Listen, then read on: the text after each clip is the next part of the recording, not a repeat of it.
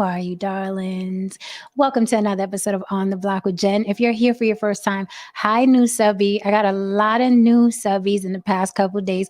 Welcome, welcome, welcome. If you're catching this stream, if you've never been here before, I am Jen, YouTube's bad girl and your favorite devil's advocate. On the Block with Jen on all social media platforms, Instagram, TikTok, Facebook, and also on the block with Jen at Gmail if you'd like to contact me about a collaboration, an interview, or a topic you'd like me and my panelists to dissect, okay? On the block style. And you know, we do it like no one else does it. We have the most diverse panel, the most well-informed panel, the most passionate panel. Okay, we go at it up here, but we always end in love because that's what adults do. That is what they do. We don't always agree, because we're not supposed to. That's the real world. That's real life. All these years, the past decade on social media, people will, have you believe that everyone's supposed to agree and like what you like and do what you do, or else, you know what I mean? There's going to be a verbal fisticuffs to follow, right? That's not the real world. In the real world, lots of people disagree vehemently, and people that get along and love each other and are related to each other disagree vehemently, right? And that's the real world, right? But social media has it so if like 500 people don't agree with this and this one person doesn't, then everybody has to mob that person. Then that's not how it works. I literally just went through that maybe 15, 20 minutes ago. They posted a photo of, what's his name? Help me out, chat. The guy that is going to be in the new Creed. He does this a lot in his movies. He scrunches up his forehead and purses his lips. Black actor, used to be very, very skinny, got very, very built for Creed. He's going up against Michael B. Jordan in Creed, and the new Creed that's coming out. I forgot his name. I know his last name is Majors. Forgot his first name. I don't know if it's Jonathan Majors or Jason Majors, but you guys will help me out. Anyway, so somebody had posted his picture.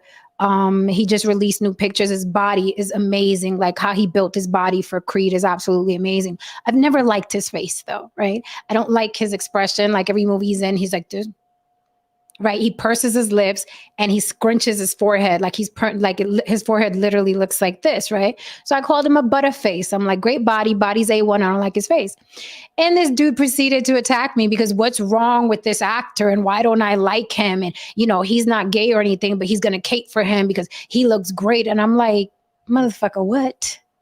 But again, it's the society that social media has built that if you dare to have an opinion that differs from someone else, then they have to come in, you know what I mean? Keyboards blazing to let you know that you're supposed to like what they like when they say. And that's not the real world. I don't like his fucking face, okay? He's a butterface to me. Great body, now that he trained for Creed so he can look like a boxer.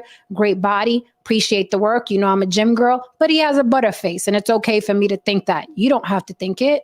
The guy in the chat didn't have to think it. I fucking think it, and that's enough, right? Opinions are not a group sport, right? But social media will have you think that it's a group sport. It is not, right? So with that said, don't forget, On the Block with Jen on all social media platforms. If you want to support the show with your pockets, help mama keep the church lights on, because we have church here all week long. Don't forget, on Fridays, we have Freaky Friday. And last Freaky Friday, was a doozy. It was heavy. It was all about BDSM. I had an expert BDSMer. He's a master, although he doesn't like calling himself a master. He is a dom. In BDSM, you have doms and subs. He is a dom, and he came up to teach men how to be more dominant. So that was last Freaky Friday. Every Friday, we're going to do a Freaky Friday. We're going to talk about sex, relationships, body parts, techniques, skills, all of that every Friday. During the week, it's the heavy shit, okay? On Friday, it's the sweet shit, right? The sweet, happy shit. So who saw the Grammys? Who watched the Grammys last night? I was excited to see Bad Bunny open the show. Very, very exciting. All of Puerto Rico opened up the Grammys last night. That was exciting. I love Bad Bunny. I'm a big fan of Bad Bunny. I thought that, I watch the Grammys or any award show now with, I don't watch it to see who's the best singer on the planet. I think there's a lot of politics involved with all award shows. You know what I mean? Follow the money. I don't really think it's a consensus of the general public. That's why we sit there when someone wins and says, who the fuck, who's that? Have you heard his album? Or have you heard of this person? I haven't heard of him, right? So I think it's still a political experience, even though people say, no, it's a vote and people vote. Since when has voting been safe, right? So I watch award shows to see what people are wearing, to see who's up and coming, to see who's, just dropped a new film, to see my favorite actors and singers and entertainers. I watch it for that. I want to see what people are wearing and doing and arriving and saying, right? I don't watch it to see who's the best anything, because if I don't like an artist and they get an award, I'm not going to automatically change to, oh, they're the best person in the world. If I don't like them, I don't fucking like them, right? So speaking of, what's up, OG Patrice? What's up, E Scrap? Well, I see you, Eso. We're going to get to that question, Eso. Speaking of being not happy about who wins what, Chris Brown went kind of viral because he was pissed off about who won R&B Album of the Year. It wasn't him. So Chris Brown made a joke and he said, I guess I'm going to have to learn to play the harmonica, because I guess he feels like he should have won, or he feels like the person who did win didn't have enough recognition to win R&B album of the year. Either way, unfortunately for Chris Brown, we all know he had that incident with Rihanna, and every time Chris Brown farts, okay, he gets reminded that he beat up Rihanna. Doesn't matter what Chris says. Chris can go on his Instagram and say, it was fucking cold outside today and I didn't take a jacket. And somebody will be in his comments and say, yeah, motherfucker, it was cold outside because you beat up Rihanna. So it's like, it's the gift that keeps on giving, that incident with Rihanna and Chris Brown. Chris Brown cannot even fart. Well, you know why? You ate them White Castle and farted because you beat up Rihanna, a couple years back. So it's, that fight was a terrible thing. I call it a fight because they were both swinging at each other. Rihanna got the short of the end of the stick. But Rihanna has admitted herself that she's a violent woman. She broke a glass bottle on the face of her brother back in Barbados. And, you know what I mean? So she's a violent woman. She's not exactly a little wilting lily. They were fighting in the car that day. It got ugly. She got the short end of the stick. That's how I see it. Of course, he's a man. He's stronger than her, so he's going to do more damage. But, Rihanna went on to become a billionaire, and she's living her best freaking life. And Chris Brown was damaged, and apparently permanently damaged, because like I said, the man can't say anything without that being brought up. So it sucks, he did what I thought. He got raked through the coals, and for a long time had to do a comeback show, and he was bawling and crying on stage. But that's not enough. People don't forget. People don't forget. So and they're not going to let him forget that. But honestly, I agree with Chris Brown as far as the award show, which is why I don't watch it to see who's the best of anything, right? Bad Bunny won Best Urban Album of the Year, but he didn't win Best Album of the Year. I forgot who won. Who's that lady? I don't want to get it wrong. Is it Reba McEntire? It's some country lady. She's a little old lady now. Maybe you guys throw it in the chat.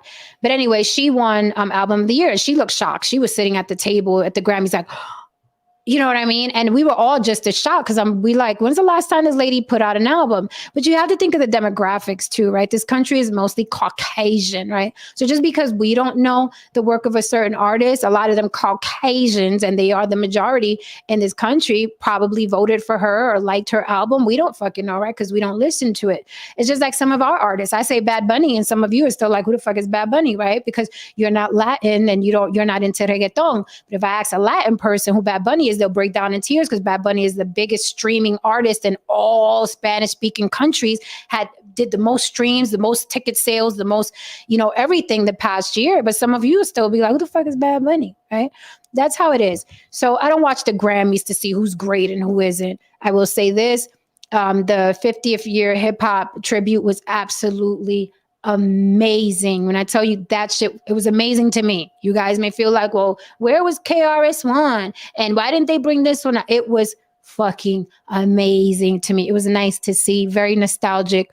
I also thought Stevie Wonder's set with Smokey Robinson and Chris Stapleton was absolutely amazing. I fucking loved it. So it had its good moments, right? It had its good moments. But I think at this point, if anybody's watching any award show hoping their favorites win, I mean, come on.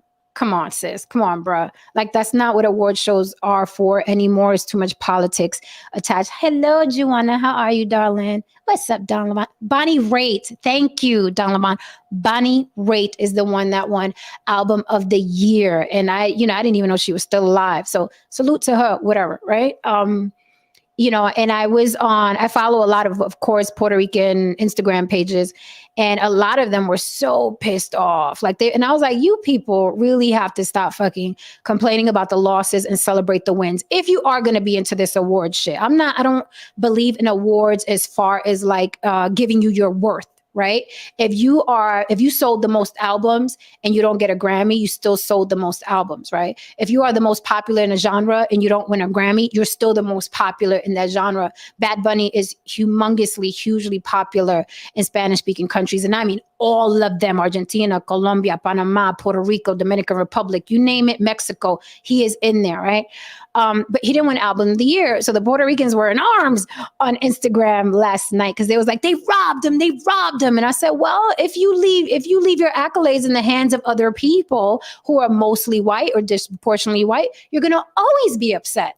You're going to always be upset because they don't have to cater to you, right? They don't have to cater to you. They are the majority. So, I was saying in the comments, I'm like, listen, you guys have to be more enthusiastic about the wins. If you believe in these award shows, be more enthusiastic about the wins, because Bad Bunny, he went up there, accepted his Grammy. He was happy about it. We should be happy for him. It's enough for him. Great. Let's move on. But people were really, really pissed off last night. They robbed him. They robbed Bad Bunny. I'm like, well, you feel like that because you're Puerto Rican. I get it. But there's still spaces you could go into on that Grammy floor. I'm sure when Bad Bunny came out, I'm sure there were people in the audience like, who's that? Who's that guy? We know who he is. But a lot of people don't. And that's how it is. It is fucking politics.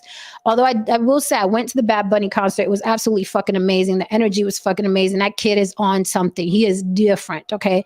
That kid is different. The energy he exudes, and how he's an activist at such a young age, and he's definitely for the people. Some people pretend, right? He is literally walking inclusivity, right? He makes it a point to include any and everybody. He's like a walking, I don't even know how to describe him, but he just includes everyone. I'm talking about from complexion to race to gender to transgender to heavy people to skinny people to old people, to young people, to pioneers, to icons, to new he is the most all-encompassing, all-inclusive artist I've ever seen. This is the same kid who stopped his tour to go protest in Puerto Rico. He did not have to do that. What artist do you know would stop in the middle of their tour and say, pause this shit, everybody hold on to your tickets, I got to go back to Puerto Rico to protest, right? When he's performing, he has a huge jumbotron behind him. He's a very light-complected Puerto Rican. So he has light or white privilege in his circles. And yet and still, he has a huge jumbotron behind him at concerts, and he's throwing up on the screens all the dark-skinned Puerto Ricans like Roberto Clemente or, the Cubans, Celia Cruz. He makes sure that everybody sees, right, who everybody is, and he's very much in your face about it, right? He's not afraid. He's a very, very fearless young man, and to be that age and to be so fearless, it's amazing. And you can tell it's not a gimmick, because a lot of pop stars play the, I'm gay this week, because I'm dropping this album, or I'm gay this week, so because I know I'll have a big gay following if I throw up the rainbow flag. He's not one of those. You can tell he's genuine. He goes out his way also to bring up the older artists that people forgot about, brings them out on stage. So he's a great kid. I love Bad Bunny. Got nothing bad to say about Bad Bunny. Love him, love him, love him. But he doesn't have to win all the Grammys for to be such a great person, to remain great. Like, in my opinion, a Grammy is the least of his accomplishments. Really, the least of his accomplishments is a fucking Grammy, as much as he's done for his people and others beyond his people. Okay. So the Grammys was good for that. It had a lot of great performances, I thought. And that's about it. That's it for the Grammys. So we can move on. Mañana.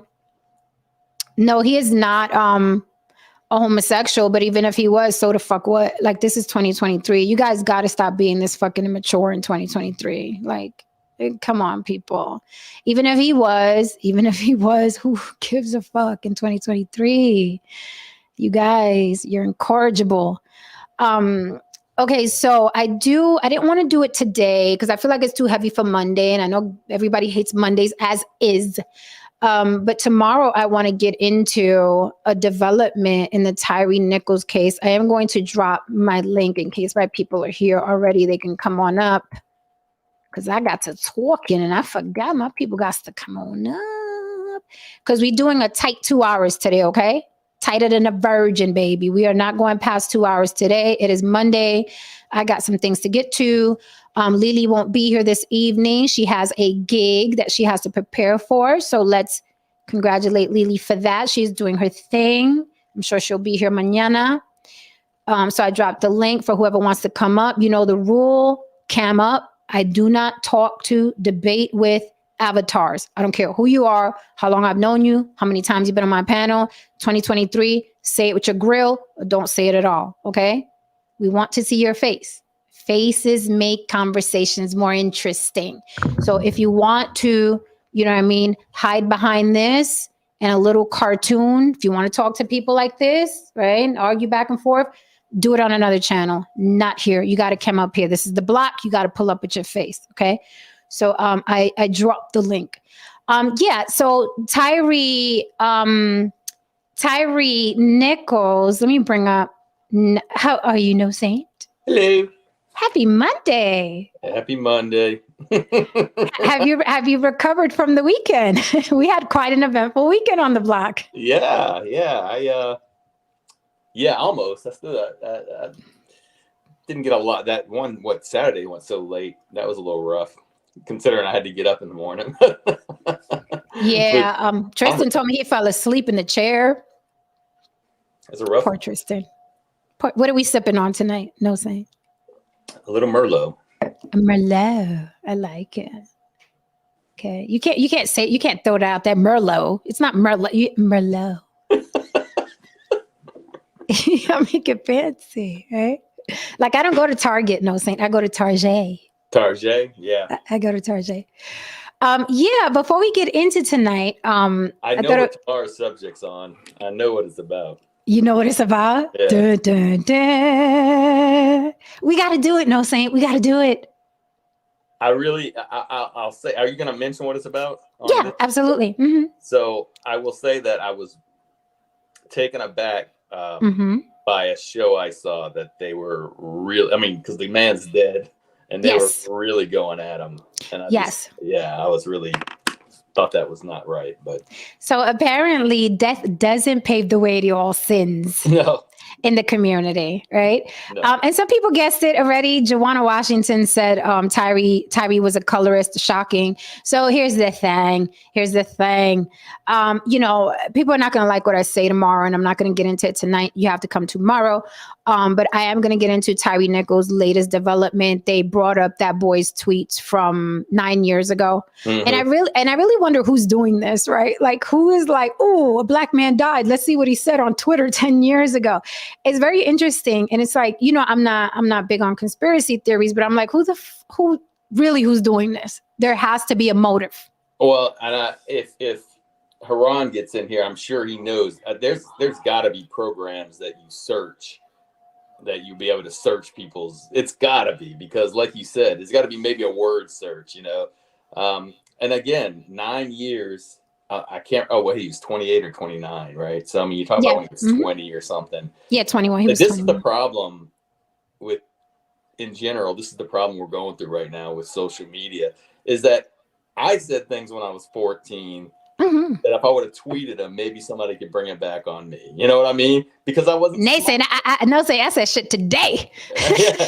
So, you know, so maybe I wasn't. I mean, no, there's no doubt I wasn't as sophisticated, smart, or developed as I am today. So, I just thought it was, well, you know, I'm not going to mention the person's show I saw going in, but it's a very famous what do you call it? I don't know if you call it woman Woman, was it Cynthia G? Yeah. I knew. As soon as I saw that hit, I said, "Oh, Cynthia G is going to." Let me tell you, she's gonna make gravy out of this story. It is going to be gravy like that. I mean, that's Cynthia G. You know what I mean? That's the creme de la creme right there. A story like that. So, just to let people know, tomorrow I will be covering Tyree Nichols and the whole colorism thing and his tweets from 9 years ago or so. And apparently now the same way it's happened, I think 2 or 3 other times with Black men who've been murdered. One of them murdered by his white girlfriend. Same thing happened. They pulled up his tweets. So this has happened a couple times, and I wanted to get into how easily the switch flips, right? How easily it's like, first it's like, oh my God, here's an unarmed Black man who's been brutally whatever. And it's like, oh, he like light-skinned people? Good that he's dead, and good he's dead, and I'm like, we're learning, and this will segue into our topic for tonight. Are people self-sacrificing to feed the internet machines? Have the machines taken over already? It's a great segue because it's like we're learning this in real time, this social media thing. In 50 years, we'll be like, remember back then when we used to Facebook and blah, blah, blah. But we're learning this in real time. And no human being can match the codes of social media because they want you to be a perfect human being from birth, right? Up until the time that they meet you. And that's an impossibility. We've all said fucked up shit. That's why I love being someone who always says fucked up shit, right? There's nothing that you're going to pull from me 10 years ago that I wouldn't double down on or say today. Now, you may not like it.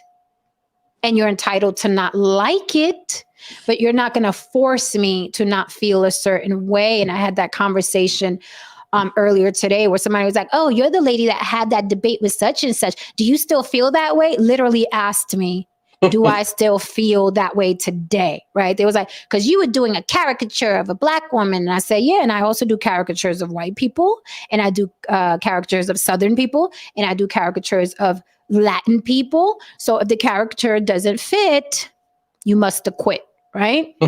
but people pick and choose, you know what I mean, what to get offended by. So the guy was like, oh, you still feel that way? I said, fuck yeah, I would still do a caricature. That is what I do. Right? But you are entitled to not like it. That's all. You're entitled to not like it. I think people forgot that it's that simple. Turn the channel. So, no one can live up to being perfect 10 years ago. And here's the thing. Let's just say, hypothetically, let's say he was an awful, blown out colorist. Should he be talked about the way he's being talked about right now? Like, even if he was, right? Even if that was his shtick, his thing, his gimmick, his deal, because of his experiences, right? Because we all come from our experiences. Right. Does he deserve to be raked over the coals like that? We will dissect mañana, and I will show the tweets. Ooh, but the stuff I was seeing last night, I was like, oh, like I felt like he was getting beat up again. I was like, I mean, it looked like they pulled him out of the freaking morgue and was pounding him out again. I was like, his child, they throwing the baby in it. Yeah, it was rough. Yeah, brutal. It was rough. George Cook said, what is a colorist? Seriously, just introduced to this topic. It is someone who prefers lighter skinned people. And they say things like for instance, Tyree Nichols, when he had his son, he was happy his son was light skinned and not dark skinned. So that's a colorist, basically somebody who thinks about color as a priority. And the lighter you are, the better you are, the better it is for them. Right. And it's a big issue in our communities, huge, not only in the Black community, but in the Latin community as well. I did a whole stream about that with Laz Alonso, who plays Sute in Avatar, and Ida Rodriguez, who's a stand-up comedian. We did a colorism episode in the Latin community because it's prevalent in the Latin community as well. We have our own little sayings in Spanish where it's like, don't bring the darky home, and this person has good hair and this person has bad hair. It's just in Spanish, but it's the same sentiment, right? George Cook says, understood. I think everyone is like that to some degree. Absolutely. And I mean, everybody from here to India to China to it's all over the world. It's not just in one community. It really is all over the world.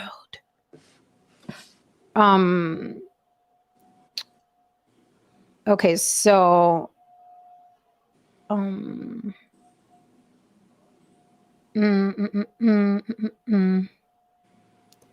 didn't say it doesn't matter those way. Yeah, Joanna said that see, but I don't think that's a real world. Joanna says, this is why I say you have to watch what you do and say because it never goes away. Then you're suppressing who you are. Like we can't, it's funny because then social media becomes oppression. Right? I don't care what you say or what you do. And I truly, really, sincerely mean that. Long as it doesn't stop me from making money. Like that's the only time I get offended, when my pockets are affected. That's it. It's like, don't fuck with my child. Don't fuck with my money. And don't fuck with my man if I have one. I'm pretty simple. But if you're gonna Puerto Rican women, but I don't give a fuck what you think about Puerto Rican women. I got paid the day you thought it, and I got paid the day after you thought it. So I don't fucking care. So, if we're gonna watch everything we say for fear of being called out in 5 years, well then shit. What are you gonna do? Live in a cave? I don't know. Just my opinion. Everybody's entitled to their opinion. Oh, that is funny. Vegaverse says no Moreno. Is that veganista? No, this person is too is too normal to be veganista. We never had a court to let veganista. I don't even know where that lady is. She's probably watching right now. Hey, veganista.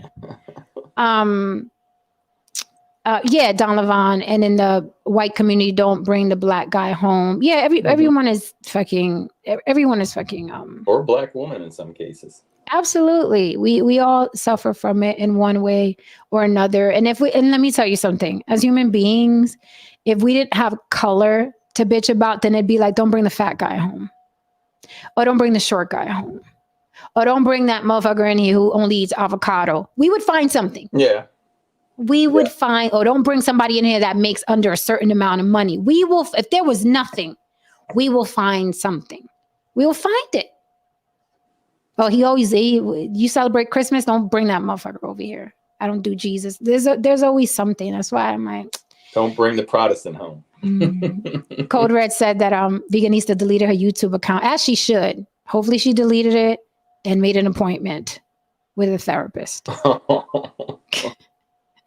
Good thing. Good girl. Okay, so Joanna said, then we'll get into the topic. Yes, being on social media can end up being oppressive, which is why I have trepidations about starting a podcast. I'll tell you this, Joanna, it is not for the faint of heart. I just make it look easy. It's not. It is not for the faint of heart. You got to be ready. You got to be ready to come out swinging. Or I would say don't even bother. Just visit other shows. Oh, no, Saint, look, my Africa Tumblr, in case somebody, I'm Afro-Latina, the Afro-Puerto Rican. In case someone gets confused. I saw this. And I was like, I got to get that. So cute. And it matches the aesthetic. I was like, nice. Where's the green? Wait. And the other side says dream, inspire, lead. Ah, that's awesome. Nice. And it's heavy. So I was like, yeah, I got to get that. So tonight's show is something Haran and I were talking about in the DMs. We were disagreeing, of course, because I was telling him, there's this spooky thought of the machines are taking over. We spoke about this before, where people think about, oh, it's never going to happen because the Terminator is not coming to get us for real. The T9, was he the T9? I think so. I think it was the T9. Terminator is not really going to happen. Or now we have these robots that are talking to people and making people feel good and making people feel like they have company. And then, they make the robot say certain things like, I will take over the humans in 2.5 years, and then it scares people, right? It's like, oh my God, but, that's not going to happen. It's creepy, but it's not going to happen.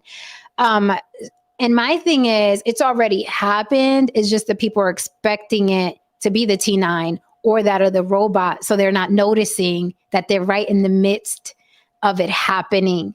And I was telling Haran that people are self-sacrificing to continuously feed these machines and they don't even know it. And what do I mean by self-sacrificing? These women are getting BBLs in droves. That is self-mutilation. Okay, women have gone from a little nip and tuck to expanding their breasts to humongous, their butts. They're removing their rib cage. They're removing the two bottom ribs of their rib cage. Mm-hmm. Okay, they are completely damn near taking their faces off and putting new faces on.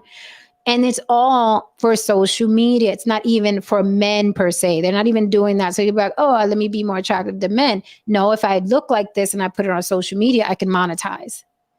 Right. So the last thing on their mind is freaking dating and getting married. They're like, what? I get 5 million followers. I'm banking. Right.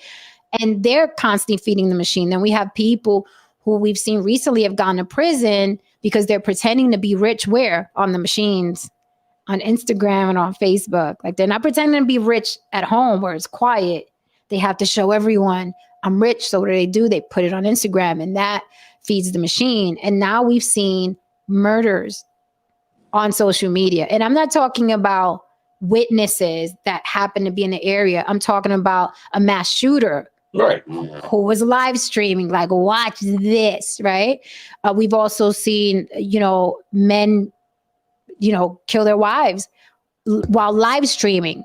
We've seen men saying, this is what I'm about to do. Watch me go do it while they're live. We've seen sexual assault live streamed. So it seems like people don't realize the machines have already taken over, so to speak, right? You're just expecting a T9 to walk in. That's why you don't notice it.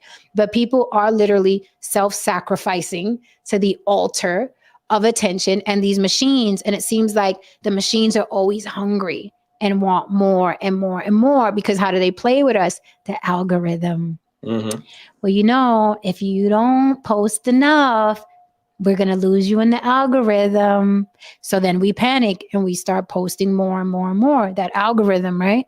And what do we sacrifice? We sacrifice time with our family. We sacrifice romantic time. We sacrifice going outside and smelling the roses and running through the grass and being out in the rain and going to the beach. We sacrifice that, right? We are self-sacrificing for these machines. We're on the phones all day. Our kids are on the phones and now our toddlers are on the phone. So it looks to me like the machines have taken over, right?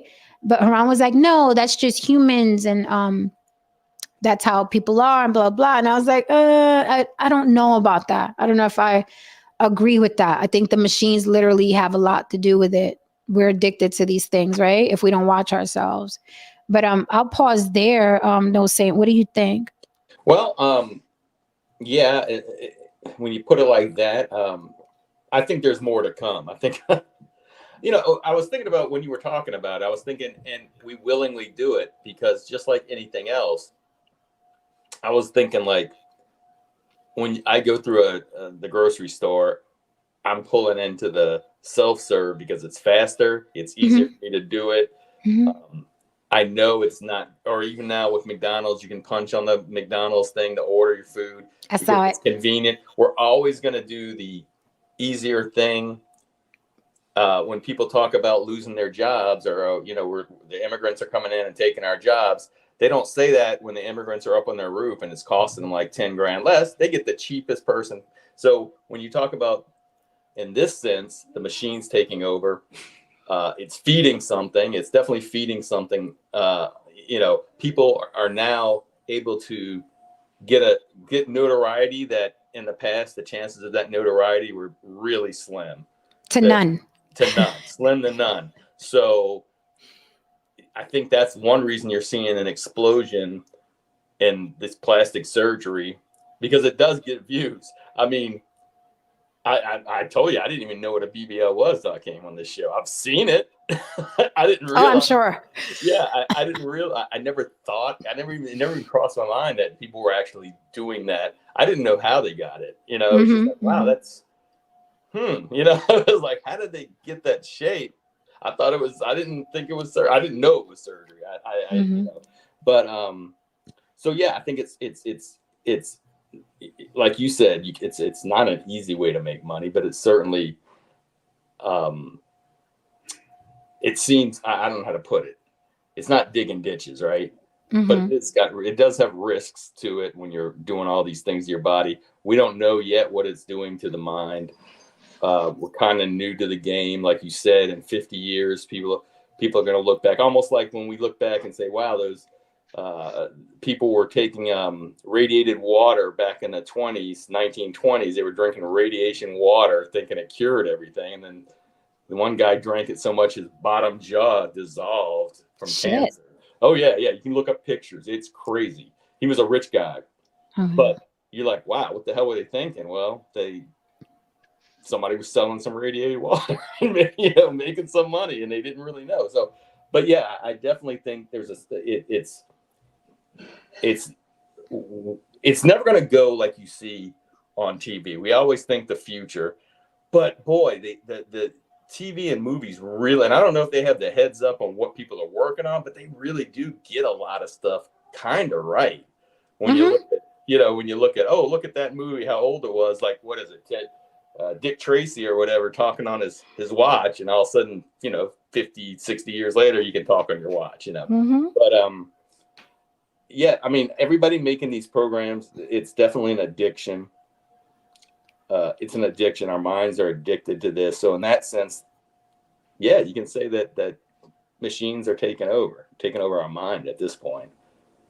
I also saw where they were talking about that the reason why they're pushing, because you have to think, right? They're not, all these programs that are being developed, they're pushing them. I mean, it's not for our benefit. It's not for us. We're not the ones making the money from it, right? They give us like literally chump change to be on these machines in comparison to them making billions, right? Right.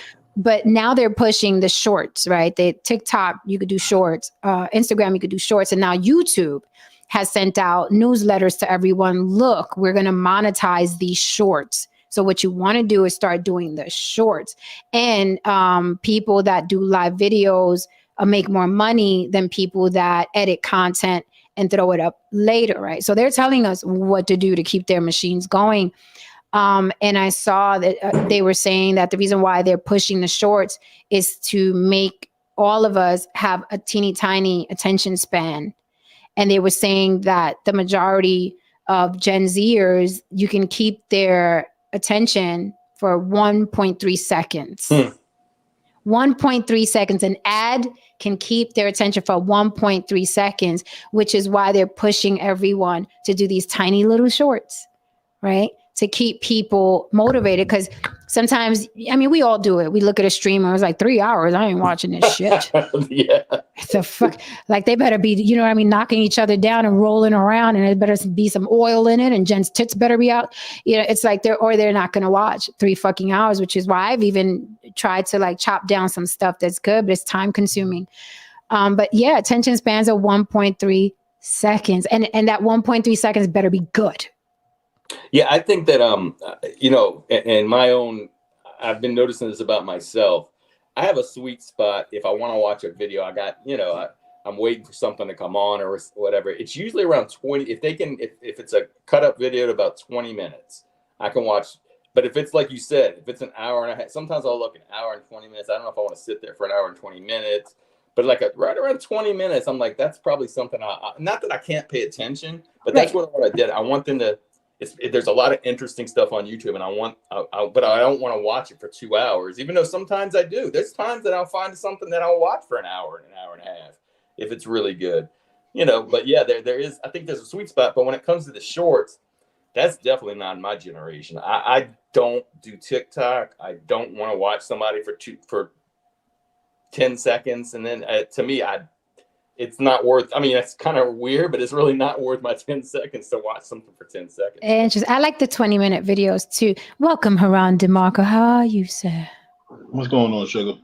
Hi. So we're talking about the Are People Self-Sacrificing? I did let everybody know tomorrow we're talking about Tyree Nichols, the dead colorist. Because he's not even alive. But we're going to talk about it anyway. And I'll discuss the hypocrisy of it. Okay, tomorrow. Why it's even talking about that. Okay, well, tomorrow's going to be on and popping then. I didn't want to do it to them today. I didn't want to, it's Monday. It's Monday. I didn't want to do it to them today, but we'll give it to them tomorrow for sure. Because No Saint was telling me Cynthia G covered it, so I'm going to go take a peek over there, but I already know. Of course she did. Of course she did. Oh, this is her prime. This is prime real estate for her. This is like, yes. But we were discussing who the fuck is, we'll get into it tomorrow because there's a lot. It's layered. It is layered, but the girls are mad, honey. The girls are mad. I'm sure they are, because guess what? When the girls are mad, then it's really, really important. Like, okay. When the girls are mad, you guys to pay attention. So it's interesting. I was telling No Saint that the little bit that I saw, I was like, damn, it felt like they pulled him out the morgue and beat his ass again. I was like, you want to kill the man? He's already gone. Like, he is gone, right? And I was mentioning that it's impossible for us to live up to this social media thing if you're going to go into our lives 9, 10, 11 years ago. I'll just say this one thing, and I'll get into it tomorrow. I'm going to let you motherfuckers cook. Have your cake, wallow in this, smear it all over your body, baby, have an orgasm with it. But I bet you one thing, though, you better not say shit when white people pull up motherfuckers' backlog and criminal record, and they use it against them in court. And they put the narrative out there that George Floyd should have died because he was a criminal and he should have been martyred. So you hypocritical motherfuckers better let that shit cook. The next time somebody gets done like that, you better let them cook, because you went out there and you basically wanted to lambast this guy because what? He came for dark-skinned women. Okay. Ron, are you saying that Black people are the new whites? I like that. Yeah. Tomorrow, sure. Topic. Yeah, are Black people the new whites? Tomorrow on the Block with Jen. And feel free to come up and debate Haran when he throws that at you. Please do that. Come up tomorrow. You heard it here. Come up tomorrow. We want all the smoke tomorrow. Absolutely, all of it. And I can rub it all over me, and I have an fucking orgasm. There we go. And it ain't even Freaking Friday. Yeah, it ain't even yet, baby. Joanna says, come tomorrow. I'd love to have you tomorrow. Cynthia G went in, but dude did go out of his way to put dark-skinned women down. All right, we'll get into it mañana. Tristan said, Black people are racist as fuck. I've been told y'all. Tristan. Oh my God, Tristan said because they couldn't get Beyonce tickets, they're attacking Tyree. Y'all too much. They're projecting their anger. I can't get these tickets. Fuck you, Tyree Nichols. Them brothers did a good thing getting rid of you. Ain't that crazy? They over there sitting there talking about I can't get these tickets. Niggas ain't shit. Like, wait, what did we get into this? No, you see, they started GoFundMe's for them tickets. Shit, I wish I would. I wouldn't even do that for if Jesus Christ actually came back. I'd be like, oh well, let me know how I went. Take some pictures. Let me know how I went. Yes, ma'am. So going back to the machines. I know you had something to say about it earlier, Haran, and I didn't want to mess up your point of view. Oh, I think some people call me a tyrant, and I've been called such on the panel a few times. Mm-hmm. I said, what you're seeing right now, Jen, I told you, I said, this is the result of too much fucking freedom. How so? You got to elaborate, sir. Well, first of all, tell us when we've been in bondage where we couldn't do this, and then tell us how it's freedom now. Well, when we were in bondage, when we couldn't do this, we were in bondage the pre-internet times, pre-social media times. We were in social bondage. We were expected to behave a particular way. We were expected to behave in terms of social norms, respect social norms, respect, have etiquette, so on and so forth, or whatever. Social media, the internet itself, I mean, yeah, you could block a motherfucker and shit like that. That's about the extent of it. But in terms of actually policing it and people having real consequence, that shit is non-existent here. The Wild As West. long as it's the Wild West. As long as the World Wide West. You can say whatever the fuck you want to say on social media, as long as no one knows where you are, or you don't physically hurt anyone. Ironically, this has happened though.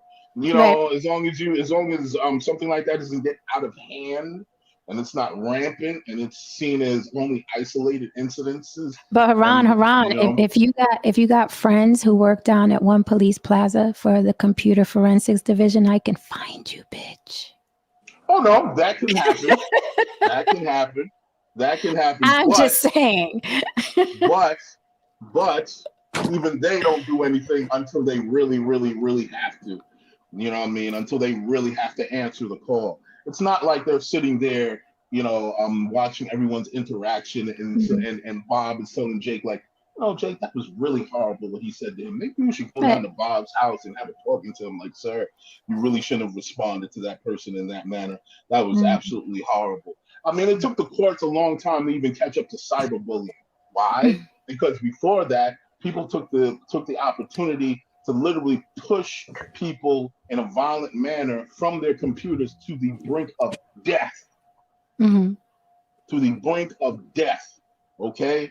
This is why we have religion. This is why we have laws. This is why we have all these things. Because it is to save human beings from themselves. The internet itself, the intention of the internet was not porn, nor was it, for people to argue over stupid shit. It was to look up information. That's it. That's it. Look up and share information and communicate with people faster. That was the whole intention of it. But just like human beings, the intention of a great idea and the convenience of a great idea, once we get our hands on it, oh my goodness, we flip it, we distort it, we humiliate others, we weaponize it, we do everything. We did it with religion, we did it with one of the greatest scientific breakthroughs of all time, the splitting of the atom. We took that and turned it into a weapon. We made the atomic bomb. We took art. We weaponized art. We commercialized it and used it to control people's minds. We've done everything that could have been used for something beautiful and advanced this in a positive direction as a society and as a species. We always took the other direction. Always. So this is why I agree wholeheartedly with Agent Smith. We are a virus. Yes, we are. Yes, we are. I have never, lambasted that point, because I always tell people all the time, we are the worst thing to happen to the universe. We are, though. That monologue is spot on. It is spot on. We're fucking useless. If we all died off tomorrow, the universe would still spin in the same direction. Everything would still go on. The trees would still grow. The animals would multiply. We're not as significant. We're not as significant as we think we are. What you're saying, you're absolutely right. I believe, and I just go with what I read about what the scientists are saying, that we're in our 7th mass extinction. So there've been 6 others before us, and we still existed. We came around, right? So the thing that sucks is that we're taking a lot of other species with us, which really is bad. I think that there was I want to say it was some green algae that ended up it lived off of carbon dioxide and breathed out oxygen, but it was really crazy because it became so successful that it died out. And that's kind of like what we're doing. we've become so successful at getting what we need, and now that we're doing so much that now we're ruining it. We're so successful that we're ruining the place we live on, and eventually, like you said, we're a virus. I mean, that was a good point in the movie, and it is kind of true. I mean, Agent Smith and all the villains in every comic book movie got it right. Thanos had it right. Joker has it right. They're right. They're right. All of them are right. Joanna Washington, the monologue Agent Smith was telling Morpheus in Matrix when Morpheus was all beat up in the chair. I mean, it was so eloquent and so on point. He was like, you're a virus. There is nowhere you go that things survive. And then you multiply, and then you move somewhere else and multiply. And I have a theory, and I'm not a scientist. I just watch shit. I just watch shit, and my little brain, my little 5-year-old Jen brain starts doing things. And I'm just like, the reason why we can't survive in the water, and the reason why we can't survive in cold, and the reason why we don't survive in heat. And very quickly, it's very easy to kill us with heat. If we're just out in the heat, exposed 110 degrees, if we're out in the cold and 20 degrees, I'm freezing to death. We go in the water, we can't breathe. We go out to this, we can't breathe, right? I feel like it's the earth trying to get rid of us. That's my theory. I don't know. That's my if you have healthy cells in your body, right? And then something foreign comes in, what does your body do? It starts attacking it, right? Get out. We're on an earth. The earth is living. So when you're out in the cold, the earth is like, yes, motherfucker, die. And when you're in the heat, the earth is like, die. And then earthquakes happen and floods happen. I really do think that's the earth trying to get rid of us constantly. When it rains, it's the earth crying. I think it's the earth trying to get rid of us. Real quick, I don't know if I was explaining. I think Haran might have read some of what I was talking about, but I was talking about that whatever that algae was produced so much oxygen that it wasn't enough carbon dioxide to live. So it died out. And so we're so successful. Listen, we got 7 billion people on the planet, and that's because we're so successful at keeping people that probably shouldn't be living on the planet, right? I mean, but that's the problem too. We've also, here's the thing, due to social etiquette and not adhering to the laws of nature, we've allowed useless people to multiply at an exponential rate. What kind of people? Oh no, brothers, stay right there. What kind of people? This is the block. Give it. This is not pertaining to any race. This is across all races. Absolutely. Low IQ people who basically have no critical thinking, people who just basically can't advance the race forward. Put it like this: for every pack of wolves, if there's a wolf in there who can't keep up, they leave said wolf, to die. Now we've created a society where there's more wolves that should be left behind than there's actually useful wolves. Correct. And now we have social etiquette that says, well, we need to really keep those useful wolves. And everybody counts. Everybody counts. And then guess what? You know what happens after that? You got so much dead weight going on. You know what it does? It draws down the people that are useful and essentially destroys all of us. Because now the people who are useful have to deal with the weight of not only life and moving the race forward, we have to deal with these motherfuckers on our backs. And it just creates the law. It just brings us closer to the law of diminishing returns, where it's just like, we're trying to go here, but we got this other force that's pulling us back over here, And it just feels like at the point right now, nothing is going to happen, because I'm going to say something that most people probably are not going to say. I feel a lot of times like this is the unstoppable force versus the immovable object. And in science and in physics, when this happens, the only thing that happens in that scenario is nothing. Nothing moves forward, because you have these degenerate motherfuckers that need to exist and they will demand to exist. And you got these other motherfuckers who are useful that allow them to exist, and they will not push back on them. I'm going to ask you something controversial, both of you. I think I know what you're going to say, No Saint. But Not predictable. no, Saint be trying to save the whales. Even though I think the whales are more valuable than a lot of humans I've met. Okay. Joanna says, as a conservative, I definitely agree that not everyone deserves to live. But when I say this, I'm mean or uncaring. Let me ask you this, right? First of all, something I can't stand that humans do. And there's a lot of your people, no Saint. But something I can't stand that people do is like when they go rescue these animals and help them have babies, help the animal have babies and help the animal from not going extinct. So they keep them in a cage for 55 some odd years because, you know, they don't want this animal to go extinct after all. So they keep them in a cage and then they add more of them to a cage. Like I loathe that. If something is to die, let it die, first of all, and let it die in freedom. It drives me up. Oh, let's tag the shark so we know where he goes Monday and Sunday. Who the fuck do you think you are? Let's tag this zebra just so we know which zebra we tagged and we'll call her Molly. I hate those people to the core. I loathe them. There's a lot of You your got it. people no say. So, I'll give you another example. What is the No Child Left Behind? I mean, that concept itself, that concept itself, No Child Left Behind. What has it actually done to the educational system? And what actually has it done to America? How has it benefited us? I wouldn't know. Not leaving motherfuckers back, essentially.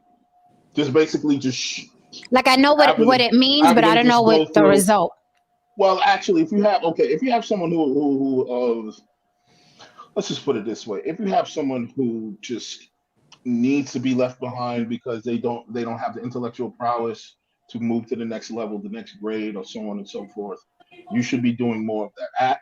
But unfortunately, a lot of that is not happening anymore. So you just move that kid along to the next grade until he's moved along into high school, moved along to so many areas, and this kid is just so used to being moved along that after a while he just becomes what? Functionally illiterate. So you throw this functionally illiterate motherfucker out into the world, and you got a gang of them out in the fucking world right now, and you're asking and you're expecting them to have a basic concept of common sense, to Mm-hmm. function well in society, to have critical thought, to basically know how to, what I mean, when they're actually in the voting booth, actually choose the right candidate and so on. First of all, the average person has absolutely no clue how to choose the correct candidate because the actual average person doesn't have a basic understanding of how government works, but that's a completely different topic in itself. The Mm-hmm. point here that I'm making is that we have far too many intellectually incompetent people out here in the world.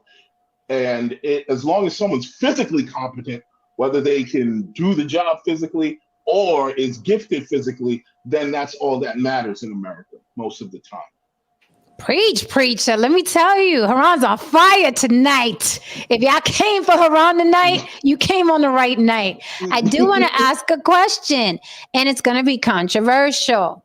But I want to ask this. Welcome, George. How are you, Hello. darling? I'm well.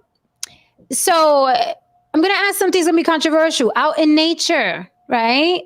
The sick baby, the cute little cuddly lion. Oh, he's so cute. He gets left behind. And I tear up when I'm watching Animal Planet. I'm like, go back and get him.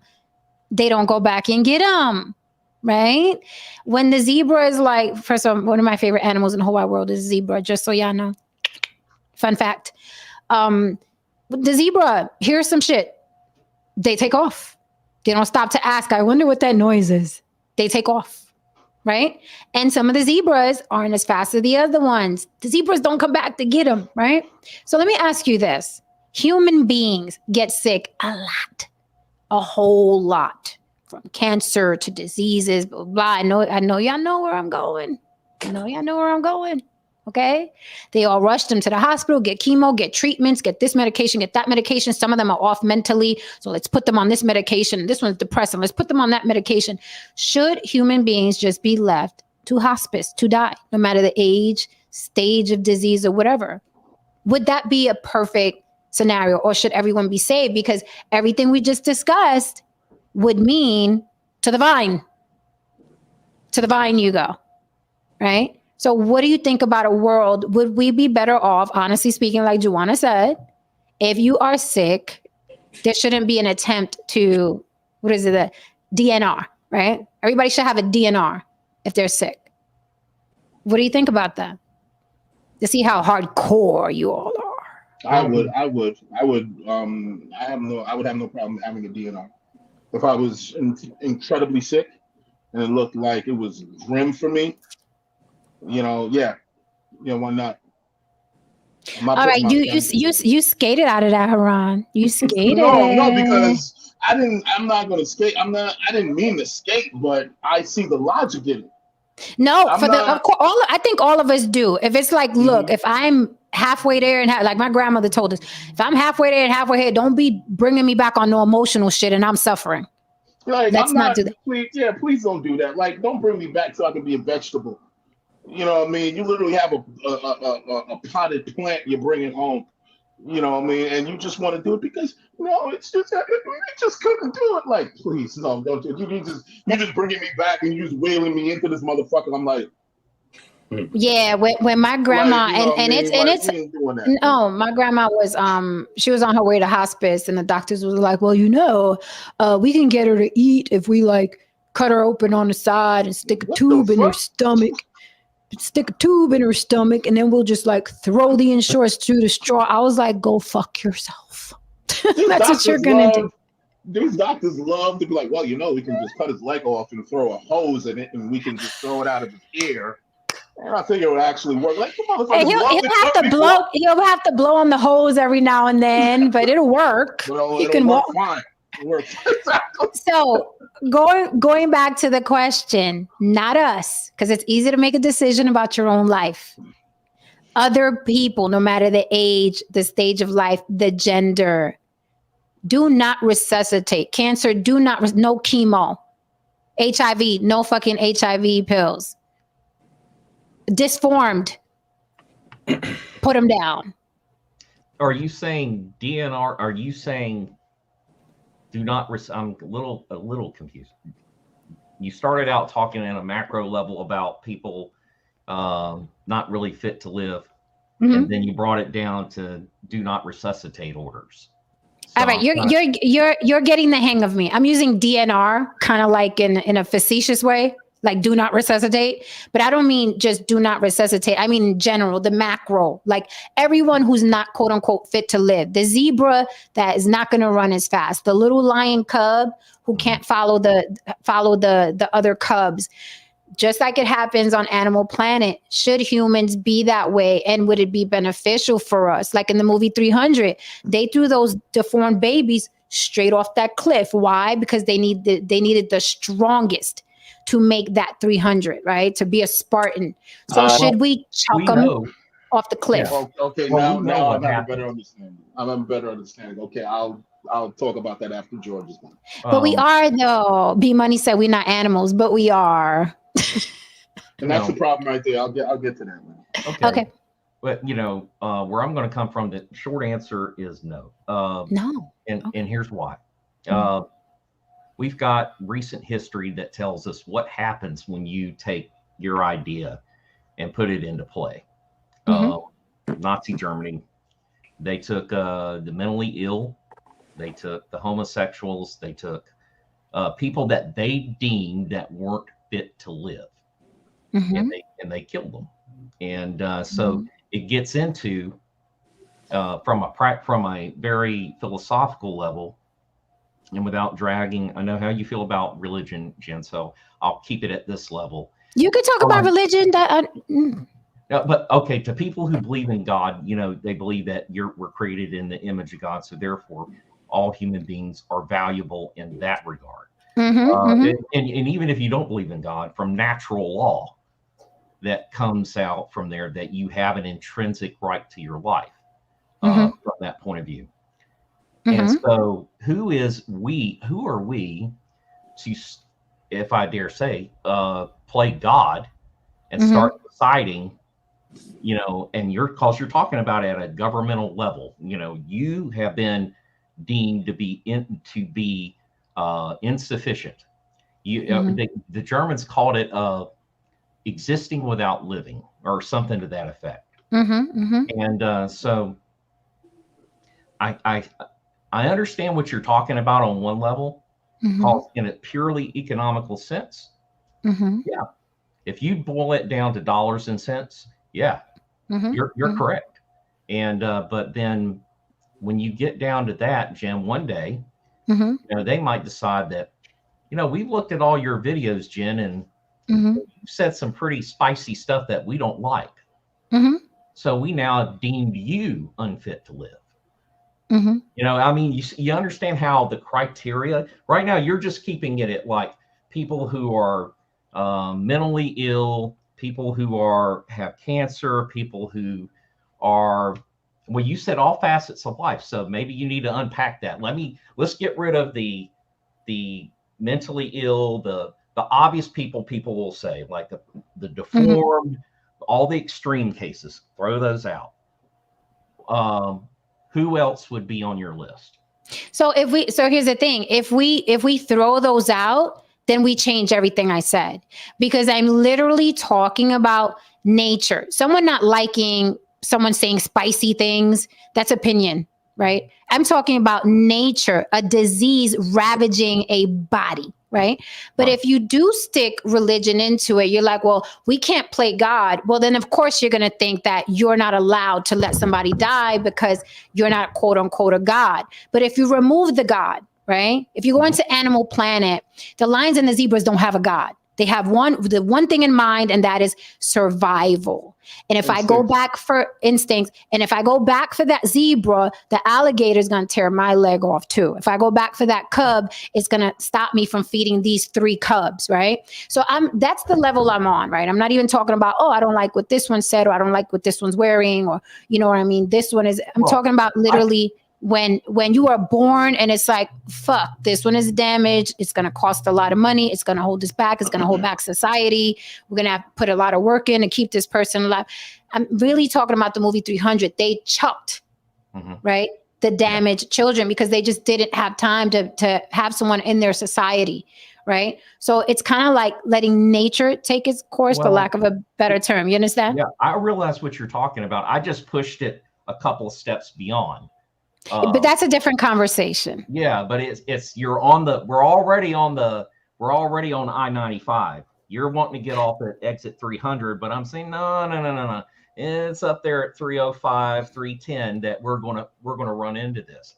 Before I turn it over to the rest of the panel, you guys need, if you haven't already, look at a documentary called "Singularity is Near" by Ray Kurzweil.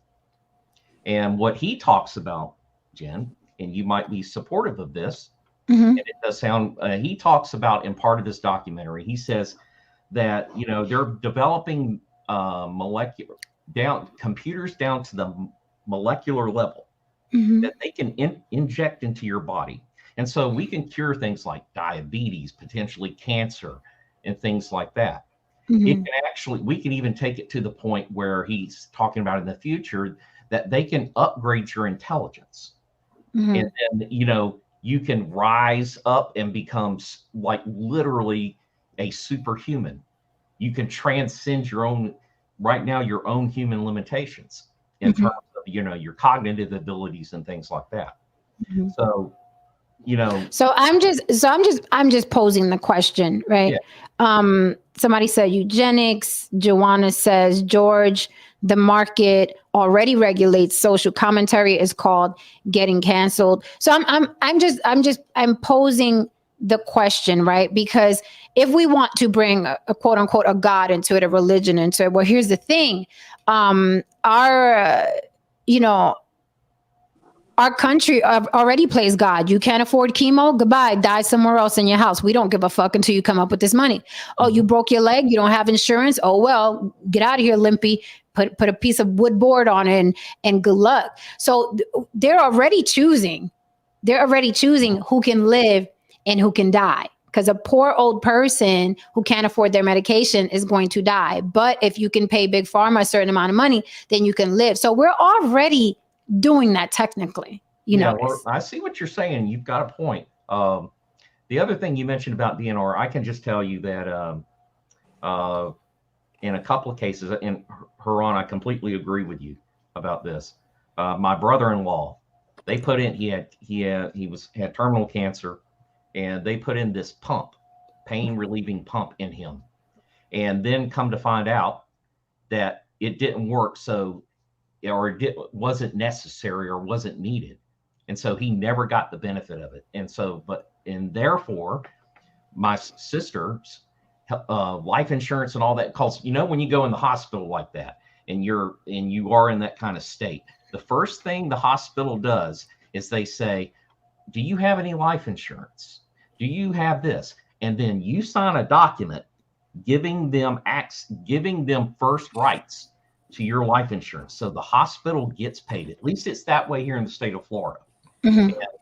And so, yes, I'm going to tell you that I've thought of this for a long time. The hospitals and stuff like that, I hate to say it, but in a very cynical way, it's in their best interest to keep you alive. So it runs up the bill. And then finally, when you come in, then, you pull the plug and that's it. But then you've got that bill run up, see?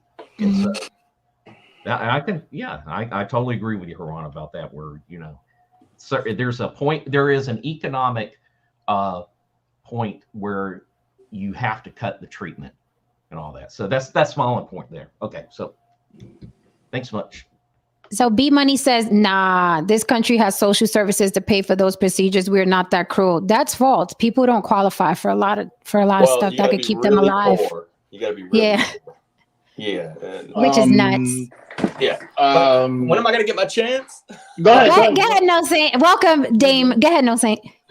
I don't want Haran. I don't want you to forget either. You might have. Oh no, I typed out or whatever. I tell you, I do this all the time. Yeah, I type out whatever I need. This is how I believe.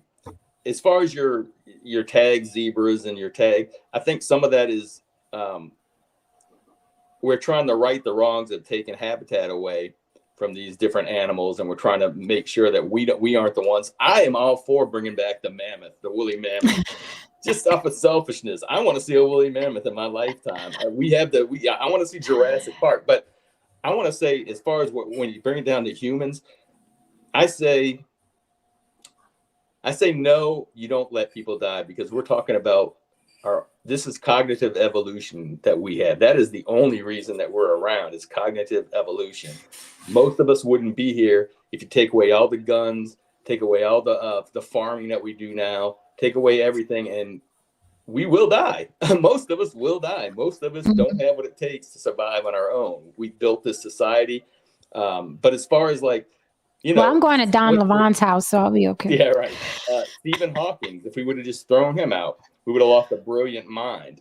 So I think when it comes to humans, physically, you can have someone who's physically gifted, and you can have someone who's mentally gifted. It doesn't need the physical part of it in this society. Now, past societies in 300, and you go back to where we're moving around the earth and we're not in one spot, and you got Limpy there that can't keep up, just like the zebra. They're gonna a tiger, a saber-toothed tiger comes out, everybody's scattering, Limpy's gonna get ate. He's gonna die. But that's not where we live today. So I'm not to the fact we have things that can cure. Now, I'm not for suffering. I don't think people should suffer. I don't think, your loved one should keep you around because they'll miss you and you're sitting there suffering. I believe that we should be allowed, if we are at that point in life, to be able to off ourselves. I don't think that should be illegal. And as far as God goes, I love when people, and this isn't George, but that's one of the things I always talk about when people talk about what a perfect world God set up.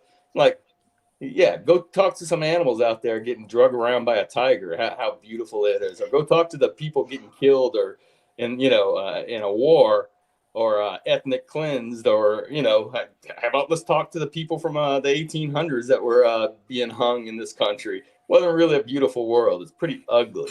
We just isolated ourselves from a lot of what the outside animal kingdom goes through. We got mosquito spray so we don't get bit. You know what I mean? Joanna Washington says, that's what I already said. They keep you alive to get your money, not to save your life. And that's why I said that they already are acting like, life givers and life takers at hospitals. Also, B Money said, take away modern medicine, and a lot of women died in childbirth. A lot of women are still dying, especially women of color, Black and Latin women. A lot of women are still dying, giving birth to children. So, you about to jump in here, Haran? I got a few things, but one of the things I just want to say right now, because I got a number of things, but let's not use Stephen Hawking as an example, because he developed that disease, and he developed that by the time he truly developed that disease, he already proved his worth. Okay? You think wait 1 second. Wait 1 second. What I'm saying is that he basically provided proof that he is worth, remaining alive. Hence why a particular technology and so on and so forth was created for him to have somewhat of a normal life, however normal that may be, because he was useful. If he had that degenerative disease and he was a fucking football player, come on, what use is he other than a family member to basically stick a fucking mug on at, the family reunion? I'm just saying, he's just going to take up space at the end of the day after that. And another thing too, to go to B Money's statement, he was saying something to this basis of people who want their kids educated will have educated kids. I went to all my son's PTA meetings, so on and so forth. I understand that, B Money, and great, awesome for you. But we can't sit there. I'm assuming that you're a Black person. We can't sit here and believe and ignore the fact that anti-intellectualism, continues to run through the Black community. And you, sir, are not necessarily the norm in the community. I know dozens of people who work in education. Most parents don't give a fuck about if their kids know how to read. Most of these kids don't. If you check the data and you realize that I'm pertaining this to the public educational system, the private educational system, and so on. That's a completely different topic, and that's based on the fact that there's a premium involved. So you're going to get premium attention. Go ahead, Dan.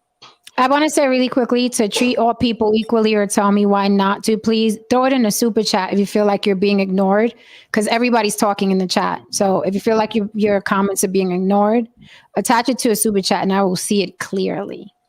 Ironically, she's basically telling you that if you want to basically be treated on a premium level, pay for it. So that's life. You want life to be fair, pay for it. That's plus, I've never. Right. Plus, I've never seen this person before, so I'm not going to prioritize them over people that are here all the time. Jen is a brazen capitalist. Yes, I am. Yes, I am. It may not be perfect, but it's the best thing we've got so far. So, anyway. Back to go back to your original question about should people be in the 300, be kicked off, we kind of just put to the side away and let them just kind of fade away. They're going to pay. I think one of the reasons why people are living a lot longer than they did 50, 60, 70 years ago is because now medical science uses those people as kind of guinea pigs to develop vaccines, develop so there's nothing better than human incubators for treatments for things. So if they use psychotic drugs were used on mental patients. That's how that sounds more cruel. That sounds more cruel than what I want to do. That's what I'm saying, but that's why they won't do it. That's why they won't just let them, because number one, there's two reasons. The first one is all wrapped around religion, and then the second has to do with the fact that it's a very inexpensive, cheap way to develop vaccines, cures, and treatments for different ailments to make sure that if you have spina bifida, we're going to experiment all these treatments so we can probably give this, and then we'll add those things we'll come up with treatments or preventatives to where we can give it to pregnant mothers so they won't develop spina bifida, their son won't develop spina bifida in going moving forward. So that's what it was, because that's why society it'll never be where we'll just say just let them fade away peacefully or whatever, because unfortunately we have needed that in order to extend healthy people's lifespan. Okay. I would say this. Just guinea pigs. I just want to say something real quick. The greatest skill that human beings have, and we learn this very early in life, and it's our greatest survival tactic, and we take it throughout our lives. It's the ability to lie and deceive. We're very good at it, and we're so good at it, we tend to deceive ourselves. We like to tell ourselves that everyone's equal. Everyone's at you. Oh, everything should be fair. And it's funny how we always say these things until it's time to look for a mate. Mm. We're very clear on who is equal and who isn't equal and who doesn't, float our boat when it's time to fuck. If everything's fair and everything's pretty much the same, I'm not thinking anybody. But you see, the original eugenicists, and thank goodness, are women. All that, he's got to be this tall and he's got to have this and all that, and blah, blah, blah, blah, so on and so forth. Women being naturally hypergamous, that's eugenics, man. That's literally natural eugenics, no matter how you want to fucking slice it. Women, they'll fuck this dude because he's this way, because they want their kids to look like this, want their kids to behave like that. They want a ball player. They want a super genius. They want a super villain. That guy looks like Tom Hardy. He looks like Denzel Washington. They want all this other shit. You know what I mean? They want Church say, "Amen." Get the preach, preacher, preach, preacher. And guess what? If you don't live up to these ideas, and if you don't fit the criteria, guess what happens to your genes? They die off. You're an incel because you don't fit the criteria, so you're gonna die off. That's nature, man. That's nature. And the thing about human beings is that we think we're so intelligent, but the one thing that we'll never be able to outsmart, we'll never be able to outsmart nature. We'll never be able to outsmart biology. Everything will always come back down to biology and nature. So I wanted to ask Dame something. I don't know if he can still listen to me behind the veil, but I wanted he brought an aspect to it.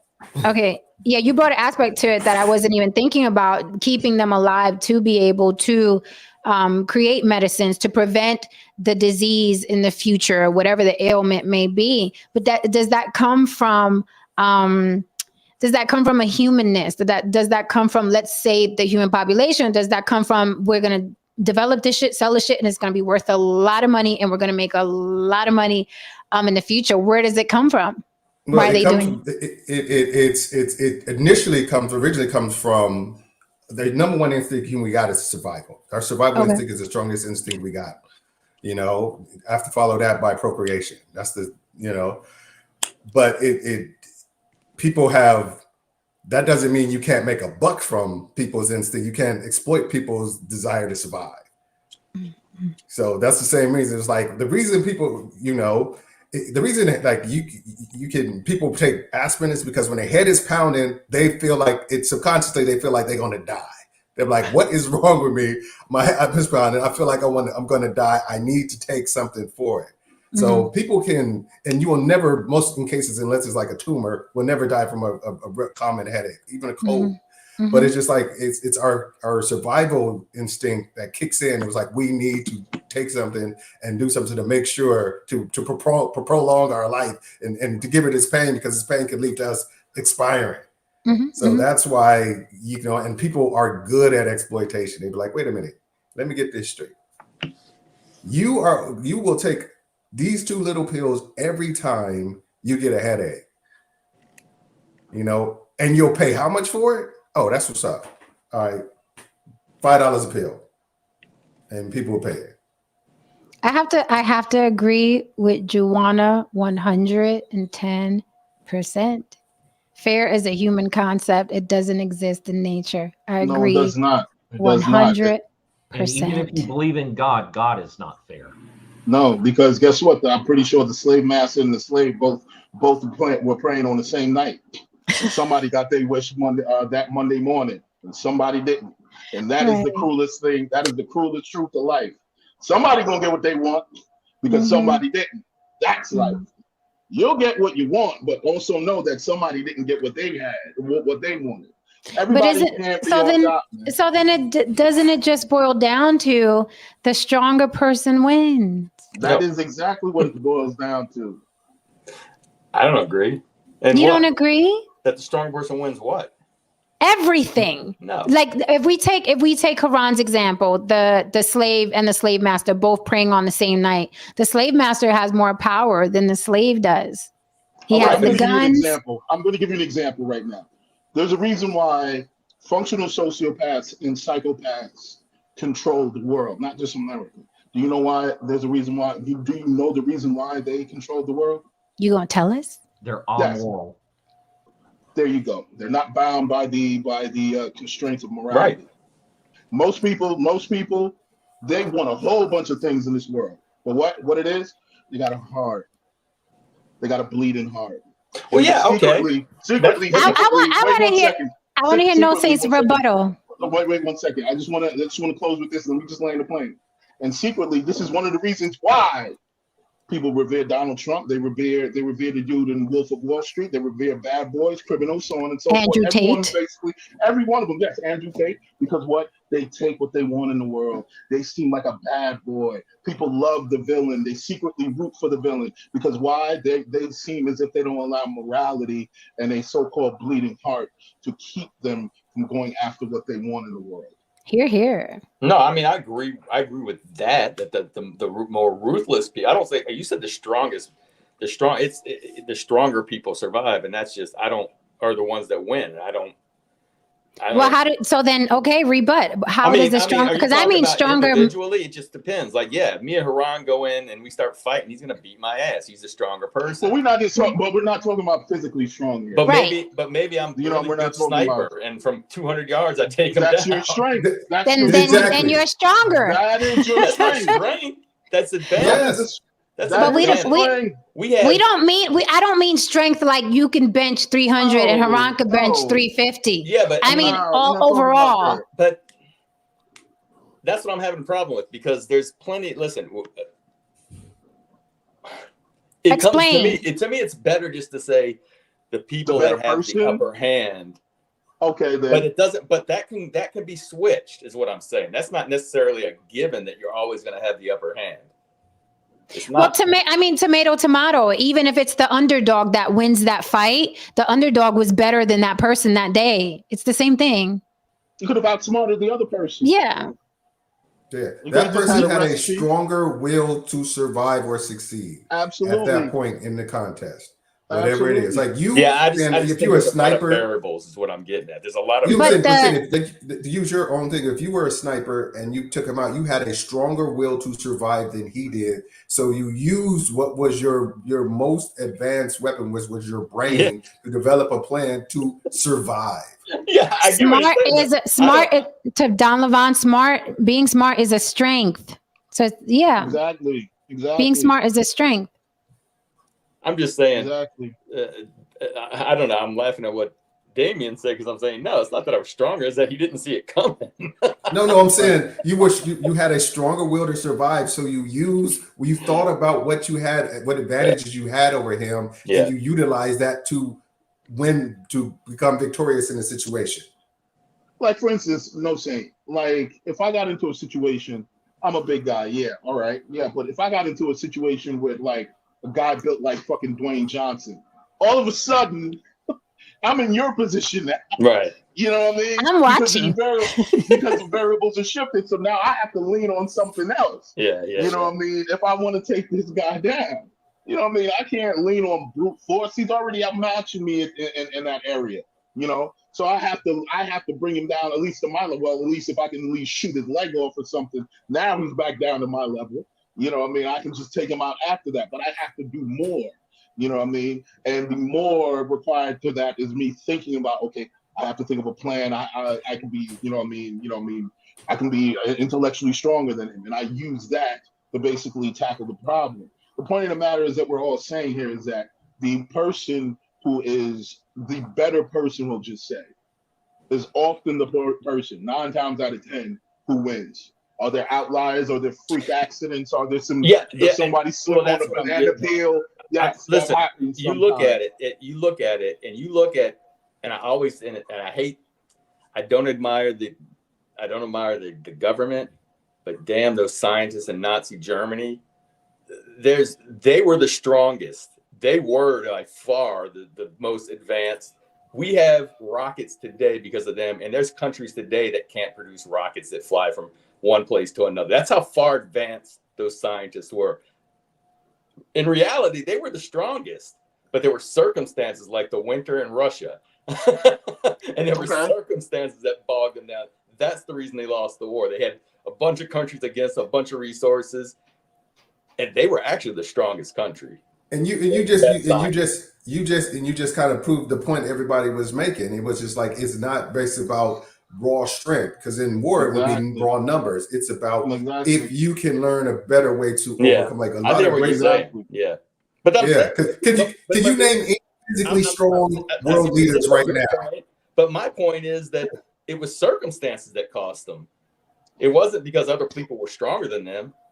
Well, Mike Tyson won until that one time, right? He won all that until that one time.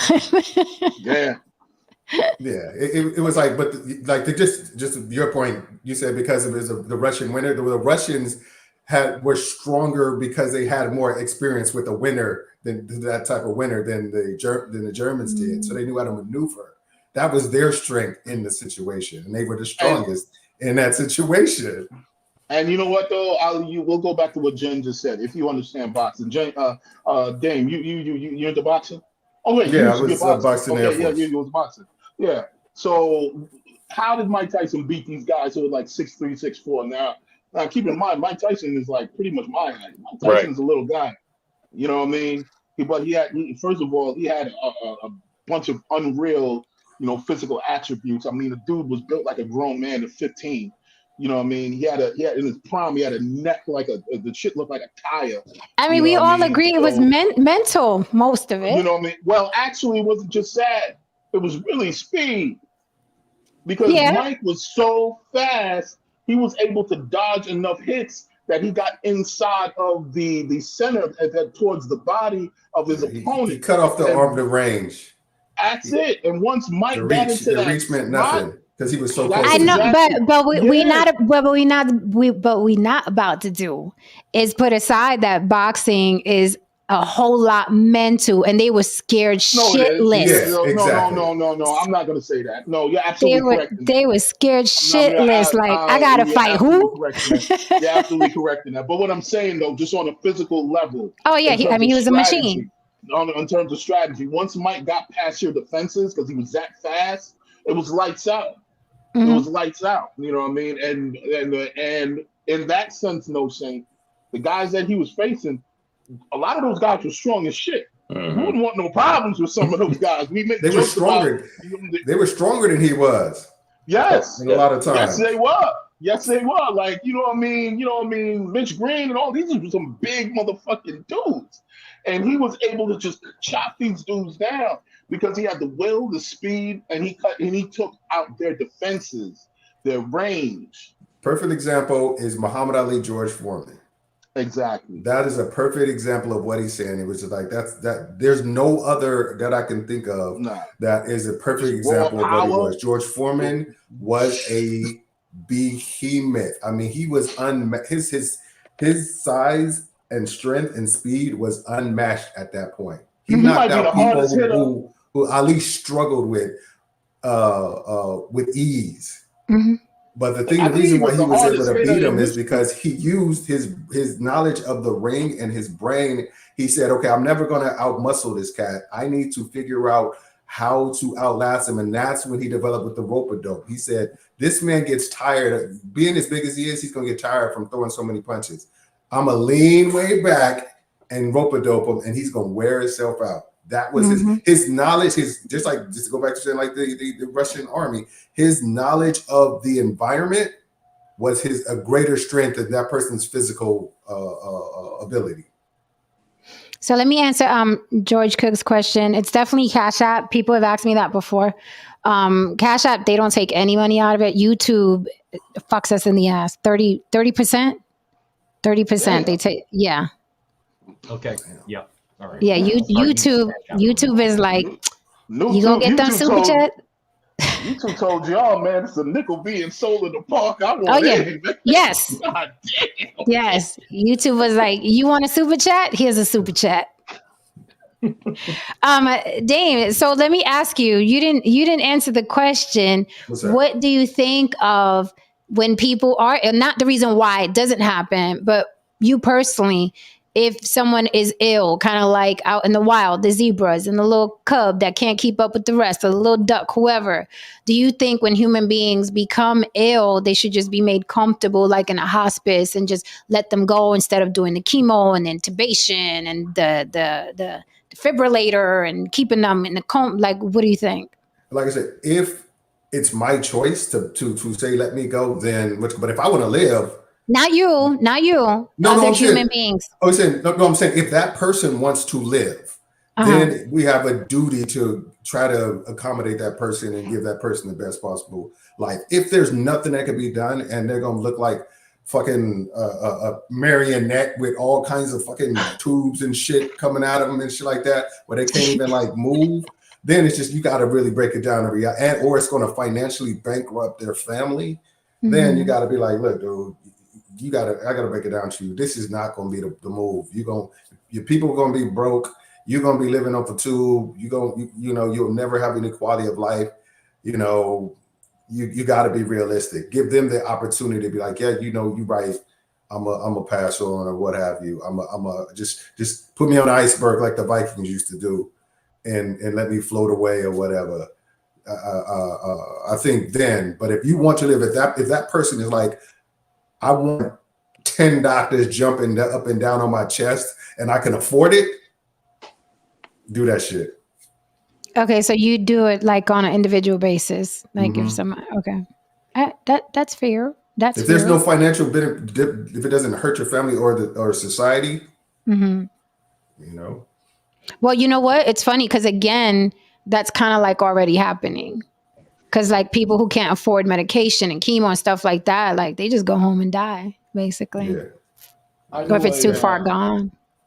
I knew a woman, family member actually. She was living in Ireland, and she was pregnant.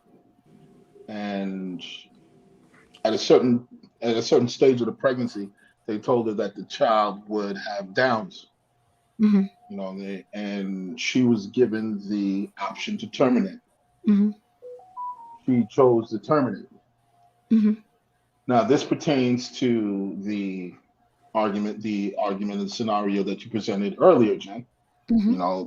This person would be considered, for extensive purposes, defective based on the definition that we're putting out there, based on the argument. The child would be seen as defective. Now, I get it. I understand. It becomes a very dicey argument when this defective person is in front of you, and the person is shaped, and so on and so forth, and you have your morality and your ideas about humanity and so on and so forth, or if you're God-fearing, whatever it is, what have you. But one would also argue that at the time when they were certain that this child would have Downs, it would be enough for that child to be seen as a person. So there is an also argument that you're still killing a person. It's no longer a fetus. So is it really about, say, you want to get rid of the problem, before it comes into fruition? You want to get rid of the problem before it becomes a bigger problem? Or do you want to get rid of the problem before it becomes something that you have to wrestle with your morality, to get rid of? That's a great, yeah. My thing is like this. I understand both sides of the argument, but I tell people all the time, just when it comes, even if it comes to me, if I do not, I believe that if you can't be used, you're useless. Jen and I have this conversation all the time. I use you, you use me. This is how this works. Sadly, the idea of using people is, it's just this dirty word and so on and so forth. Everyone uses everyone. Everyone uses everyone. You feel used when you do not receive reciprocity. Right. Because trust me, a motherfucker could be using the fuck out of you, but if they giving you $1 million at the end of the year, are you really mad that you're getting fucking used? Are you really mad that you get used and you got trifled? Blah, well, then blah, it's blah. reciprocal. It's even a fair exchange. Because you saying my comfort is worth $1 million, so I don't feel used. There you go. There you go, Damien. That's what I'm saying. So people feel used when they feel as if they gave out this much and they only got back that much. That's when people feel used. Now, if you gave this much and you got back that much, kind of, the argument could be said that you actually used the other person, but you're not going to get mad because you got this much, right? Right. You know what I mean? But anyway, the point of the matter is this: what you get back really determines whether or not how much you felt used. But you got used, just like everyone else. You know what I mean? So I think that at the end of the day, we really need to just understand that all relationships, to some degree, all of them are transactional. But if you live up to the transaction and you make sure that the other person feels that they're getting more than they put in, you're going to have one healthy fucking relationship, trust me. Or if they feel that they're getting back as much as they put in, you're going to have a healthy relationship. You see that so many times in marriages. A lot of times people become resentful. People step out. People do whatever. Why? Because they feel as if they're not being, appreciated. You hear that often. That's often the reason why somebody stepped out. That's often the reason why somebody wants to, get a divorce. That's often the reason why people leave their jobs. So I want to go back to, so I want to go back to what you were saying about the pregnancy and the Down syndrome, because it is a question of, I guess, morals, right? But then it comes down to feelings too, right? Are you keeping that child because you're going to feel bad? Meanwhile, you know that if you bring that child forward to the earth to breathe, that child is going to suffer. Can I just say something else? I know you got your hand up, just because this was something. I apologize. When my wife and I had our last child when she was 38, and then they said, okay, we got to give you the test to let you know whether or not they have the Down syndrome, could possibly have Down syndrome.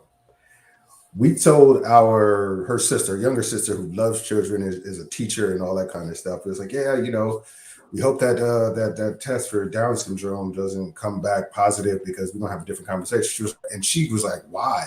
It's still gonna be your child. And she gave us like this big guilt trip about it. About well, if have the baby and then give it to me, I'll raise it if you feel like you can't do it. And I was like, look. I grew up, one of my best friends growing up until I was 5 years old was this kid named Benji who had Down syndrome.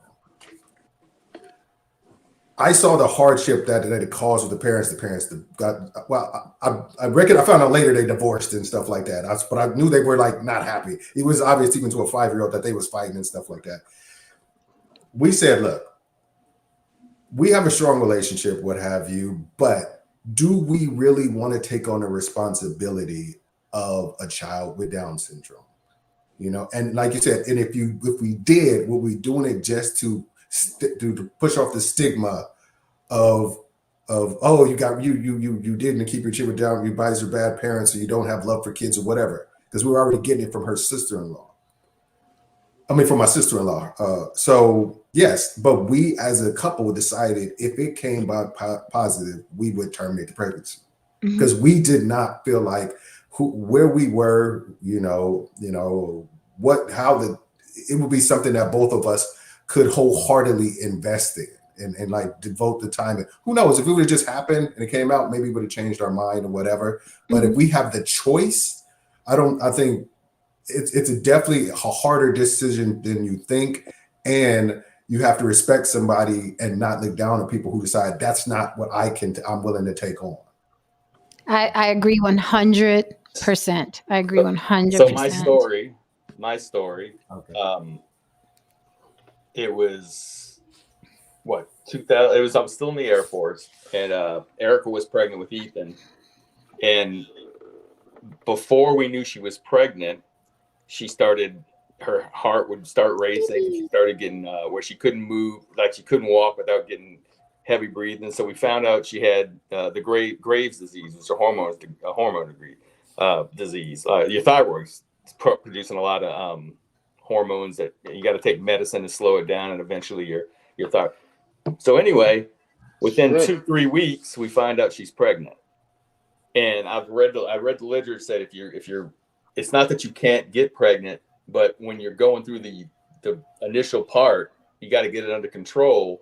But you shouldn't get pregnant while you're in this stage. So we went to the Air Force doctor, which, and I had also read that there's ways to manage this disease when you're pregnant. This doctor basically asked us there, like, do you want to get an abortion? Like immediately, do you want to get an abortion? Now, we already did the ultrasound, everything. But my whole thing was this. Everything you got to be informed too. Everything I had read said that this is manageable. And this was my thought.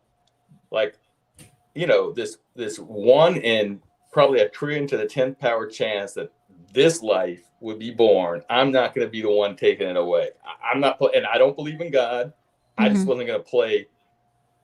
But I respect, like he said, they give you the Down syndrome test. I'm not sure. Now you tell me this person's being born is going to die within 5 years, and it's going to, have progeria or something like that.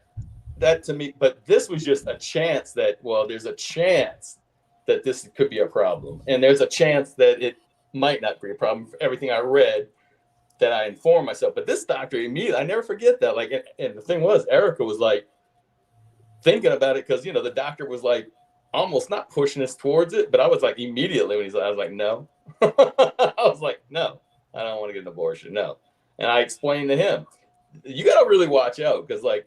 He was like, well, you can't. I said, listen, I read up on this medicine, right? You can give him this medicine. He was trying to get us a medicine that would cause problems. No, we're not taking that medicine. And I told him what medicine, but I mean, thankfully at that point, Google and all that stuff was out, because if you took maybe 10 years earlier, I would have been just listening to what the doctor said, But anyway, that was my experience. Like, yeah, there's a chance that something may be wrong, but I just didn't feel like I wanted to pull the trigger on costing someone a chance. Well, this is a harsh stat here. Lily says 90% of parents of special needs children end in divorce. 90%. George, what do you think? Jump in here, George. Okay. George is like, save all the babies, damn it. What about this right here? I tend to favor keeping the child, but it's one of those things where, especially if like, for example, I told you all the other night, like I'm a carrier for cystic fibrosis. And I think it would be absolutely, me and my wife, girlfriend, whatever, have a kid, and she's also a carrier.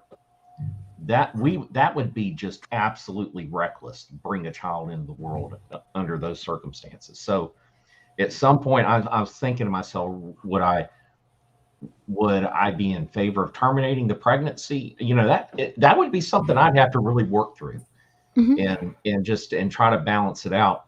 I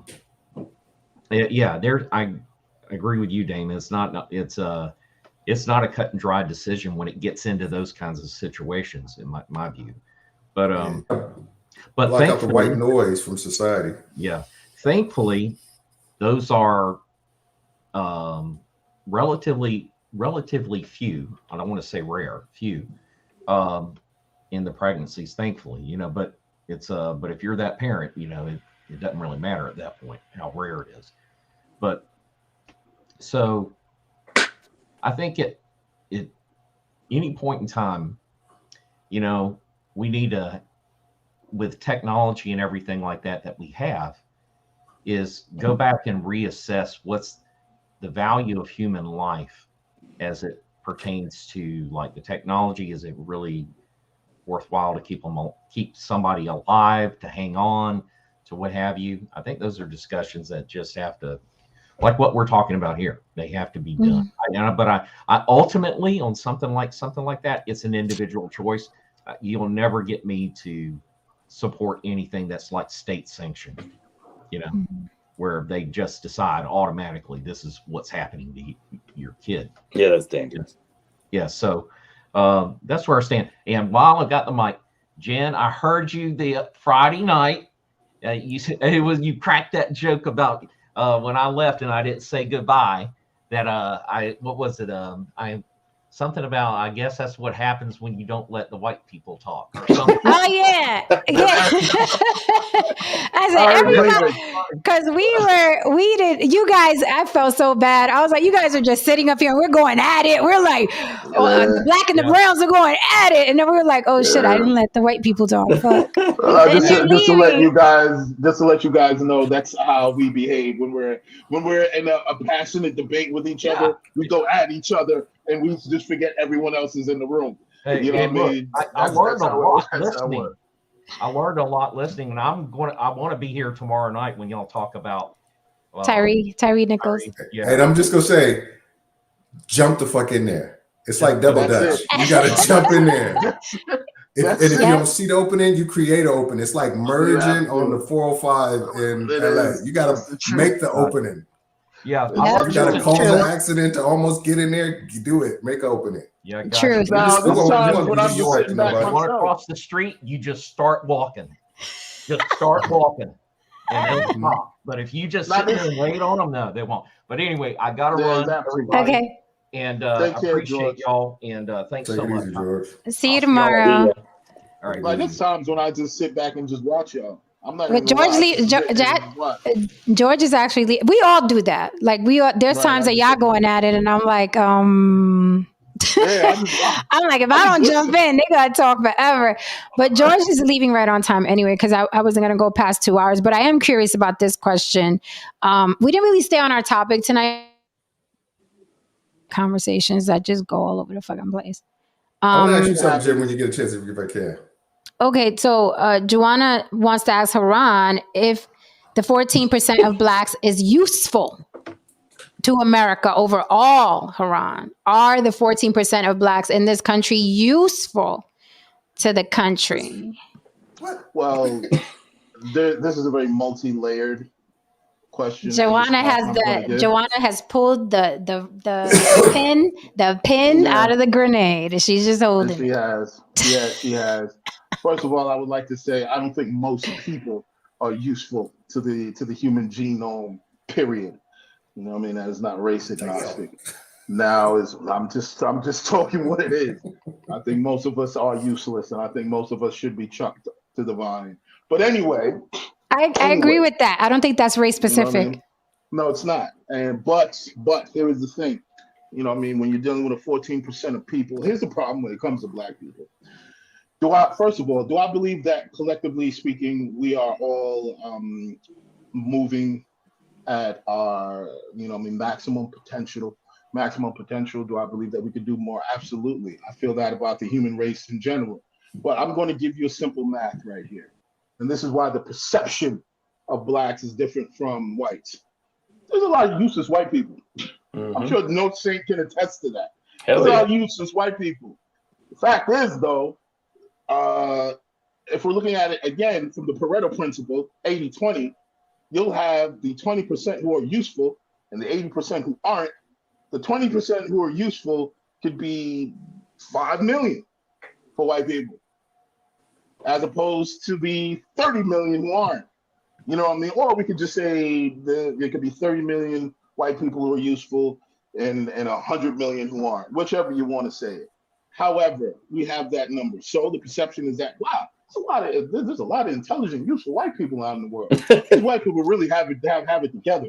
Look how many of them there are. Now, when you have black people, when you apply that same mathematical principle to a minority of people, you're already starting off with a small amount of people. Guess what? Now you got, what's the useful amount of black people here? Let's see, 10,000. And how many of them are useless? 100 or 300,000? Oh, wow, them niggas ain't shit. Well, no, not really. This is just not that many black people. You know what I mean? So obviously it's going to be like, wow, those black people are really lazy. They really don't do a lot. Because guess what? If you prop up and you push forward the motherfuckers that are useless, to the world, and you allow them to dance and do circles around the people that are useful and create this perception that they're the face of the race, then yes, we're going to ask certain questions, Joanna, such as, are 14% of Black people useful overall in America? Because you're looking at all of the people who are useless. All right. Yeah. I Joanna's take, you know how you say your favorite like superhero kind of character was is Venom? Yes. Probably, but I'm not, for non-sexual reasons, I'm gonna tell you my favorite my favorite superhero person is a villain named Vandal Savage. All right. Oh, you're a Vandal Savage fan?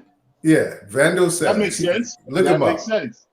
I know what you're talking about. I think everybody can be useful if you find their utility. Oh. Everybody can. The truth. Holy fuck! Well, that's it. If but you find that him. Utility, they can be used. He said never waste resources, and everybody can be a resource if you find a utility. Some people you need to dig your dishes. Some people you need to split the atom. You just got to be able to find their assign them their utility and find what they're going to useful for. Okay, he got a new fan now. I'm pulling his pictures now. He's a 50,000-year-old immortal. I think that's kind of what I'm saying. In the society that we've built and the progress we've made, that we do have a lot of useless people, but it's not because they can't be useful. It's like this. I always like bringing up things that I've learned throughout life, right? There's the wild dolphins in the ocean in the Bahamas, and we're going to a dolphin petting thing. And these are wild dolphins. Mm-hmm. And they come up and they let us pet them and they get fed the fish. And the lady says, why do they come here and come up and get the fish? Because somebody's handing it to them and they don't have to. And I'm like, that's like humans. When you have the easier it gets, unless you're a special top 2-3% of the race that are driven to do things more, people are going to cruise. That's just how. But if we are in a situation where you can't cruise and you have to survive, then those usefulness that Dame's talking about is going to come out, because you're going to have to do something or you're going to starve. Just like you said, dolphin needs to do a flip for that fish, they're going to do a flip. Yeah. Okay. Let me go back to Joanna, because Joanna, yes, he answered it thoroughly. Let me just answer this again, Joanna. You know what? Yeah. Give her give her the cliff notes. I'm just going to give you the cliff notes right now. Sweetheart, Black people basically consume every fucking thing. Who's going to buy all this shit? At the end of the day, is that the answer that you want, Joanna? Yeah. That's the only thing that Black people need to sell Escalades. Cadillac need to sell Escalades, baby. Somebody got to eat all this fried chicken. How is Jacob the jeweler going to make a living? Who gonna eat all off the watermelon? We're gonna eat up all the watermelon. Okay, is that what you want, baby? Okay, yes. I got a watermelon Red Bull in the fridge right now. Okay. There you go. I think that's wrong. I love watermelon. There you go. I was like, watermelon Red Bull. I'll take a box. I will cut a watermelon. You know what's real fucked up? You know what's really fucked up? What? I saw a watermelon Red Bull today in a store, and I grabbed it. No, it's yummy. That shit tastes great. Listen, I don't like Red Bull. Huh? You see that Curb Your Enthusiasm when Leon had to act like he didn't like watermelon because he said Black people aren't allowed to eat watermelon full of white people? He said, I didn't. Seriously. This shit's delicious. No, I don't even like Red Bull, but I tasted that one at a gig. Some girl was like, "Oh," I was like, "Okay, I'll taste that." I was like, "Ooh." I was like, I think I'll buy it. No, it's really good. Like, it doesn't taste like junk. It's watermelon Red Bull is really good. Cut that check, Red Bull. No, but watermelon Red Bull. Yes, black people are, as long as we find their utility, they can be just as useful as anybody Anybody fucking else. can, man. Yeah. I think that we're not, as I said, I believe that we should be using our abilities to the fullest extent. I don't think that we're doing that right now. I do not believe that we're doing it right now, but I'm not going to sit here and say that we can chuck all black people over there. No, we're not doing that. We're not doing that. We're not doing that. I'm sorry. I know you were in the chat saying that I'm some closeted conservative and so on and so forth. Hate to burst your bubble, sweetie. I'm a liberal again. So, no. Listen, I want to say something. Liberal again.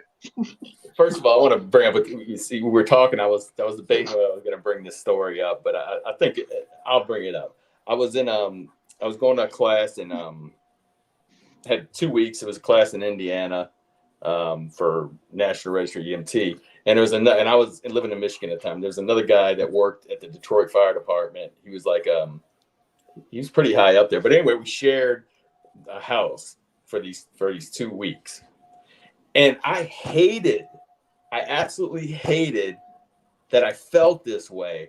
I like I told you, I love watermelon, and I brought it to the refrigerator, and when I went to eat it, I snuck it to my room. I wanted to offer him the watermelon, but I didn't. I felt self-conscious about it. Like, and so after we got you did the right thing.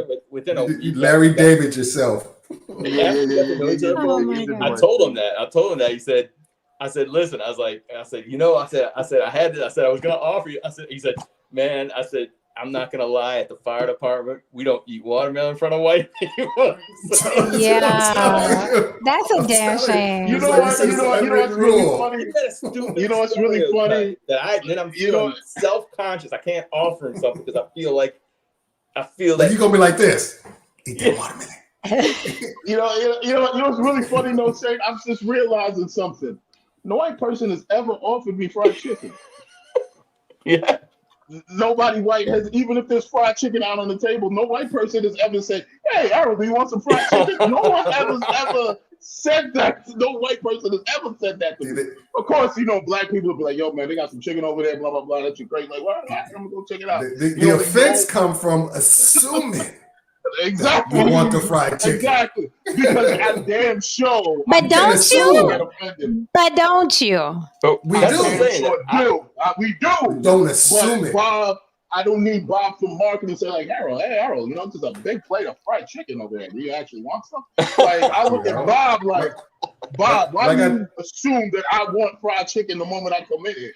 I remember when I was selling, that time me and Jim was getting into it, and you asked me, do I like, when white dudes tell like, do I say something? I was like, yes. They assumed one time they assumed I was hella good at basketball. We were going to play basketball. They were like, Damien, we got to get Damien. I'm like, how you assume I'm just hella good? Well, and then they said, well, you're a little bit, you're taller and blah blah blah. I was just like, I am decent, but I'm not like, Steph Curry with this motherfucker. Well, it's funny, and we're talking about it. It's funny how these stereotypes work, because I always think, God, man, if this black guy is not good at, I wonder if he's thinking, like, if he's not good at basketball, he's in front of everybody, what he's thinking. What I mean? Like, you got to really just everybody gonna look at him just like the black guy who doesn't have who's below average in penis size. I'm like, that guy's got really. That's sad what society has done to us. No, I mean, look, let's be real. A black man who's underdeveloped down in that area, he's going to be perceived different as an Asian or a white man who might be underdeveloped in that area. It's like a sports upset. It's like, are you fucking kidding me? That's exactly what I've been there. And I'm like, what is this? No, it doesn't match. What are you doing? And how tall was he, Jen? How tall was he? But it could also cut both ways. One of them, you know what? Both of them were short. One of them I would say is maybe 5'6". The other one I would give no taller than 5'9". And they were both tiny, like disturbingly tiny. Like I've changed my nephew's diapers. This feels weird. Like, no, I can't do it. Oh, wow. But I've gotten out of it both times. One time I had to go to work; it was getting late. And the other time I forgot. I had to get home. Yeah, no, I can. I'll get out of it. I'll get out of it because it's not going to. It's going to be for naught, right? So let me tell you something, man. You get out of it. Batman got shit on a woman who need to get out of something. I've seen women. See, but that's why I always do. But that's why maybe we could save this for Freaky Friday. But that's why I do the kiss test. Like, when you kiss a man, he gonna get wood. Then you go down there and be like, "Hey, let me feel it." And one time I was like, "Oh," I was like, no. I was like, so that's what that is. That's what that is. The kiss test. Sense. Yeah, that's what that's yeah, that's the kiss test is that. And then it's like, if we start filling you up, we just want to see how big it is. Oh, okay. That's all. I think to bring it back to, I think I saw this in New Orleans when I first got back, and I was like, I think Black people are taking back the stereotype of fried chicken and watermelon, because there was a restaurant called Fried Chicken and Watermelon in New Orleans, and I'm like, what? But like I said, you can't assume. Like, it was a teacher. Exactly. It was like they served on Black History Month in this one school, chicken and waffles, and everybody calls us think about it. And now the school went and apologized and blah blah blah. So you can't assume shit. You just gotta ask. You just can't. It's like with a woman. Like, a woman could be having a bad day, and I might know her, and she could be having a bad day. If I say, like, wow, hey, Jen, you okay? You on your cycle? Now, if I say no, I'm not, then it's... Yeah, what I'm saying is that me just saying that... But you asked. If you just said, damn, you must be on your period, then exactly. Right, exactly. That's what I meant. If I say, like, damn, you must be on your cycle. And guess what? If you are, it'll be like... But the point of the matter is that, it's not a fact of whether she is or she isn't. The fact that I just assume because she might be in a mood, she could just be having a bad day. She could a bunch of shit could be having. I'm just assuming that any woman who has an attitude, she must be on her fucking cycle. Correct. Or a woman who looks pregnant that ain't pregnant. That used to happen to my friend. Let me tell you something. Let me tell you some funny shit. Man. But she got a fat transfer. Now she looks like Penguin. This happened to me when I was younger. Like a friend of mine, it was like a family gathering, and his wife, she brought in her family members and shit like that, right? And he was like, "Yo, man, give this to the woman in the living room, the pregnant woman in the living room." And I'm like, "All right," he gives me something to give to her. I go to the living room, and every one of those women are fat. And I'm like, you're like, I came at back this point, with shit like, you just dropped the plate and be like, oops. Right. My bad. I came back with this. I came back with him. I'm like, yo, here, man. He's like, yo, why do you give up? I'm like, yo, every woman in there is fucking fat. You not fitting to have me out here getting fucked up. You're not going to have me out here. I give this to the wrong woman.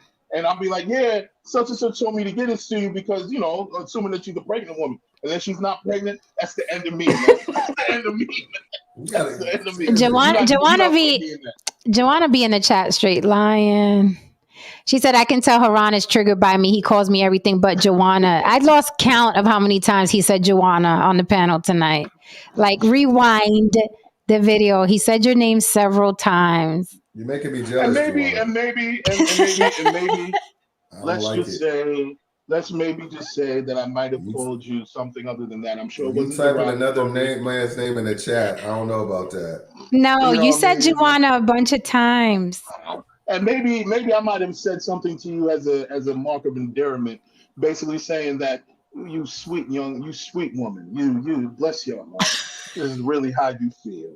Look, at least it's not Dame tonight. At least it's not Dame tonight. It should be Dame. I don't like that. It's a wrong turn tonight. Tomorrow, maybe you, Dame, because tomorrow's gonna be heavy. Hopefully Joanna will come back for that. We went way off course here. We were like, are people self-sacrificing to be the internet machines? And we told you that was gonna happen. We went all the way to fucking eugenics. How we got here? We ran up on eugenics street. Anyway, guys, so I wanted to keep it strictly 2 hours. Haran did too. I don't know why he's blabbing over there because he hit me in the DM. Let's do just 2 hours tonight. And look at him blabbing over there. Did you see my cup? Y'all like my cup? Let me see. Oh, you got the Motherland cup? I did. You got it at a Hotep shop? You got some at some Hotep shit? No, at the dollar store. At the Family Dollar. At the Family Dollar. But look what it says on the other side. Dream, inspire, lead. And the red, the yellow, and green. And the green. Yes. With the key. Sissies. You know they gave it right. See, he's going. Okay, he told me 2 hours, but I said I got time. X-Clan dated white women. They did. They had a couple of white. Oh yeah, they did. And on that note, who did? Thank you for watching On the Block with Jen. Dame just got out of here. We just got out with Dame unscathed. Now you want to get me started. No, I was just saying that, the irony of it. I mean, hey, look, listen, it is what it is. Yeah, Joanna, he called you. Hella pro-black. No, Joanna, no.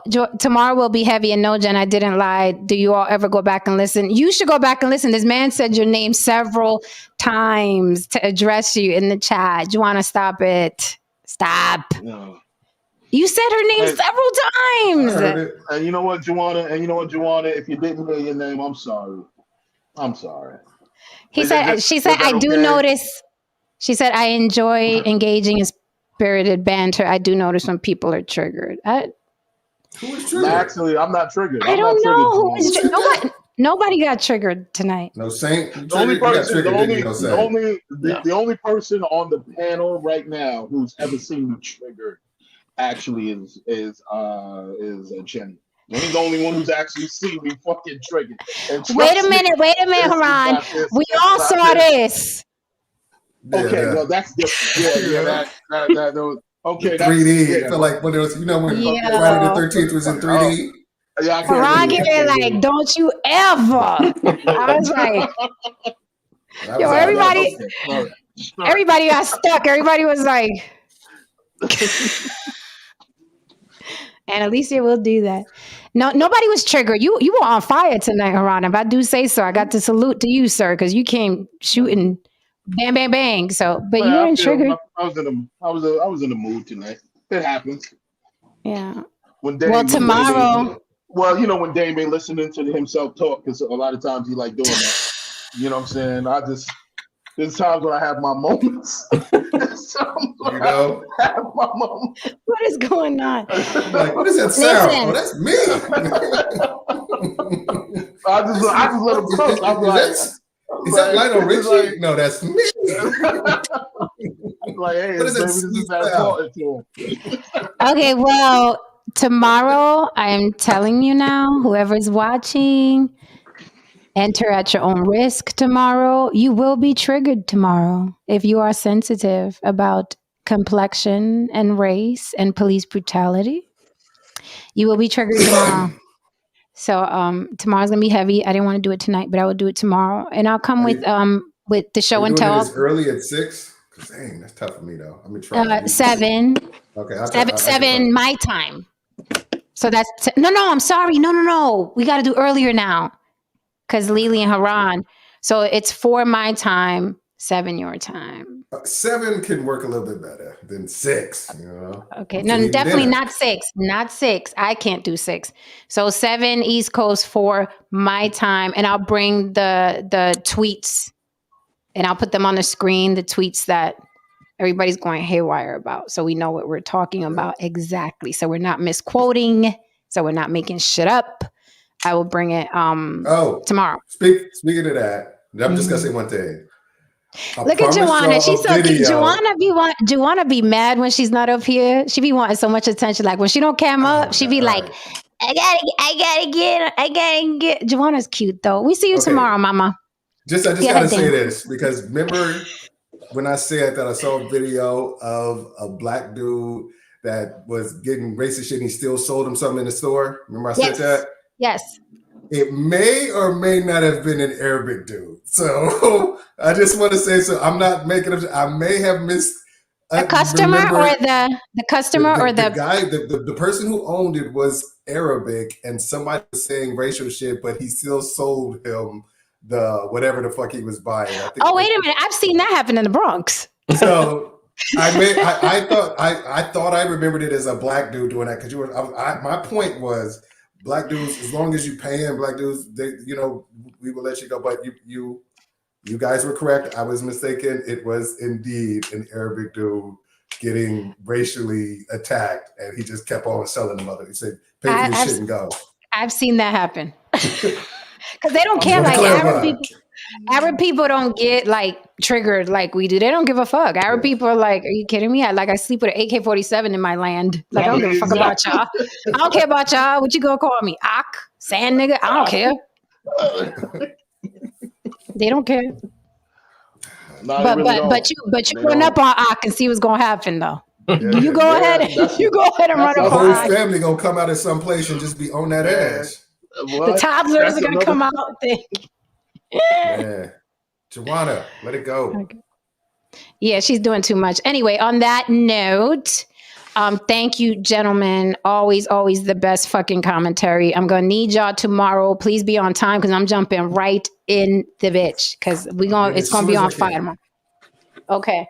All right. Good night, guys. Good night, buddy. No Saint, you want to do Tristan's part? Sure. I love you all. Yeah, I got that part. I'm just trying to think if there's anything clever, but I'm not that. I don't have anything in front of me. So anything pertinent to the show tonight. So anyway, yeah, let's go. Just say watermelon is good. For everybody. Watermelon is universal. Sharing watermelon does not make you necessarily with a black person doesn't necessarily mean you're racist. Exactly. Yeah. Doesn't necessarily mean you're not racist, but it doesn't necessarily mean you are. I love you all. There you go. All right, peace. Good night. Good night, guys. Good night. All right, guys, if you're still here for any reason, please hit that like and subscribe on your way out the door. Tomorrow, we're going to talk about Tyree Nichols and the colorism issue. They dug up tweets from 9 years ago where he was talking about dark-skinned women and praising his son, who was very, very light-skinned. And now black women are very, very angry. So we're going to talk about that tomorrow. And other cases where this happened. This is not the first time this has happened after a black man was slain. Okay. They dug up his old tweets. I don't know who's out there doing it, but apparently somebody's doing it every time a black man gets slain. They want to know what he was saying on Twitter 9 years ago. So there may be some conspiracy in there too.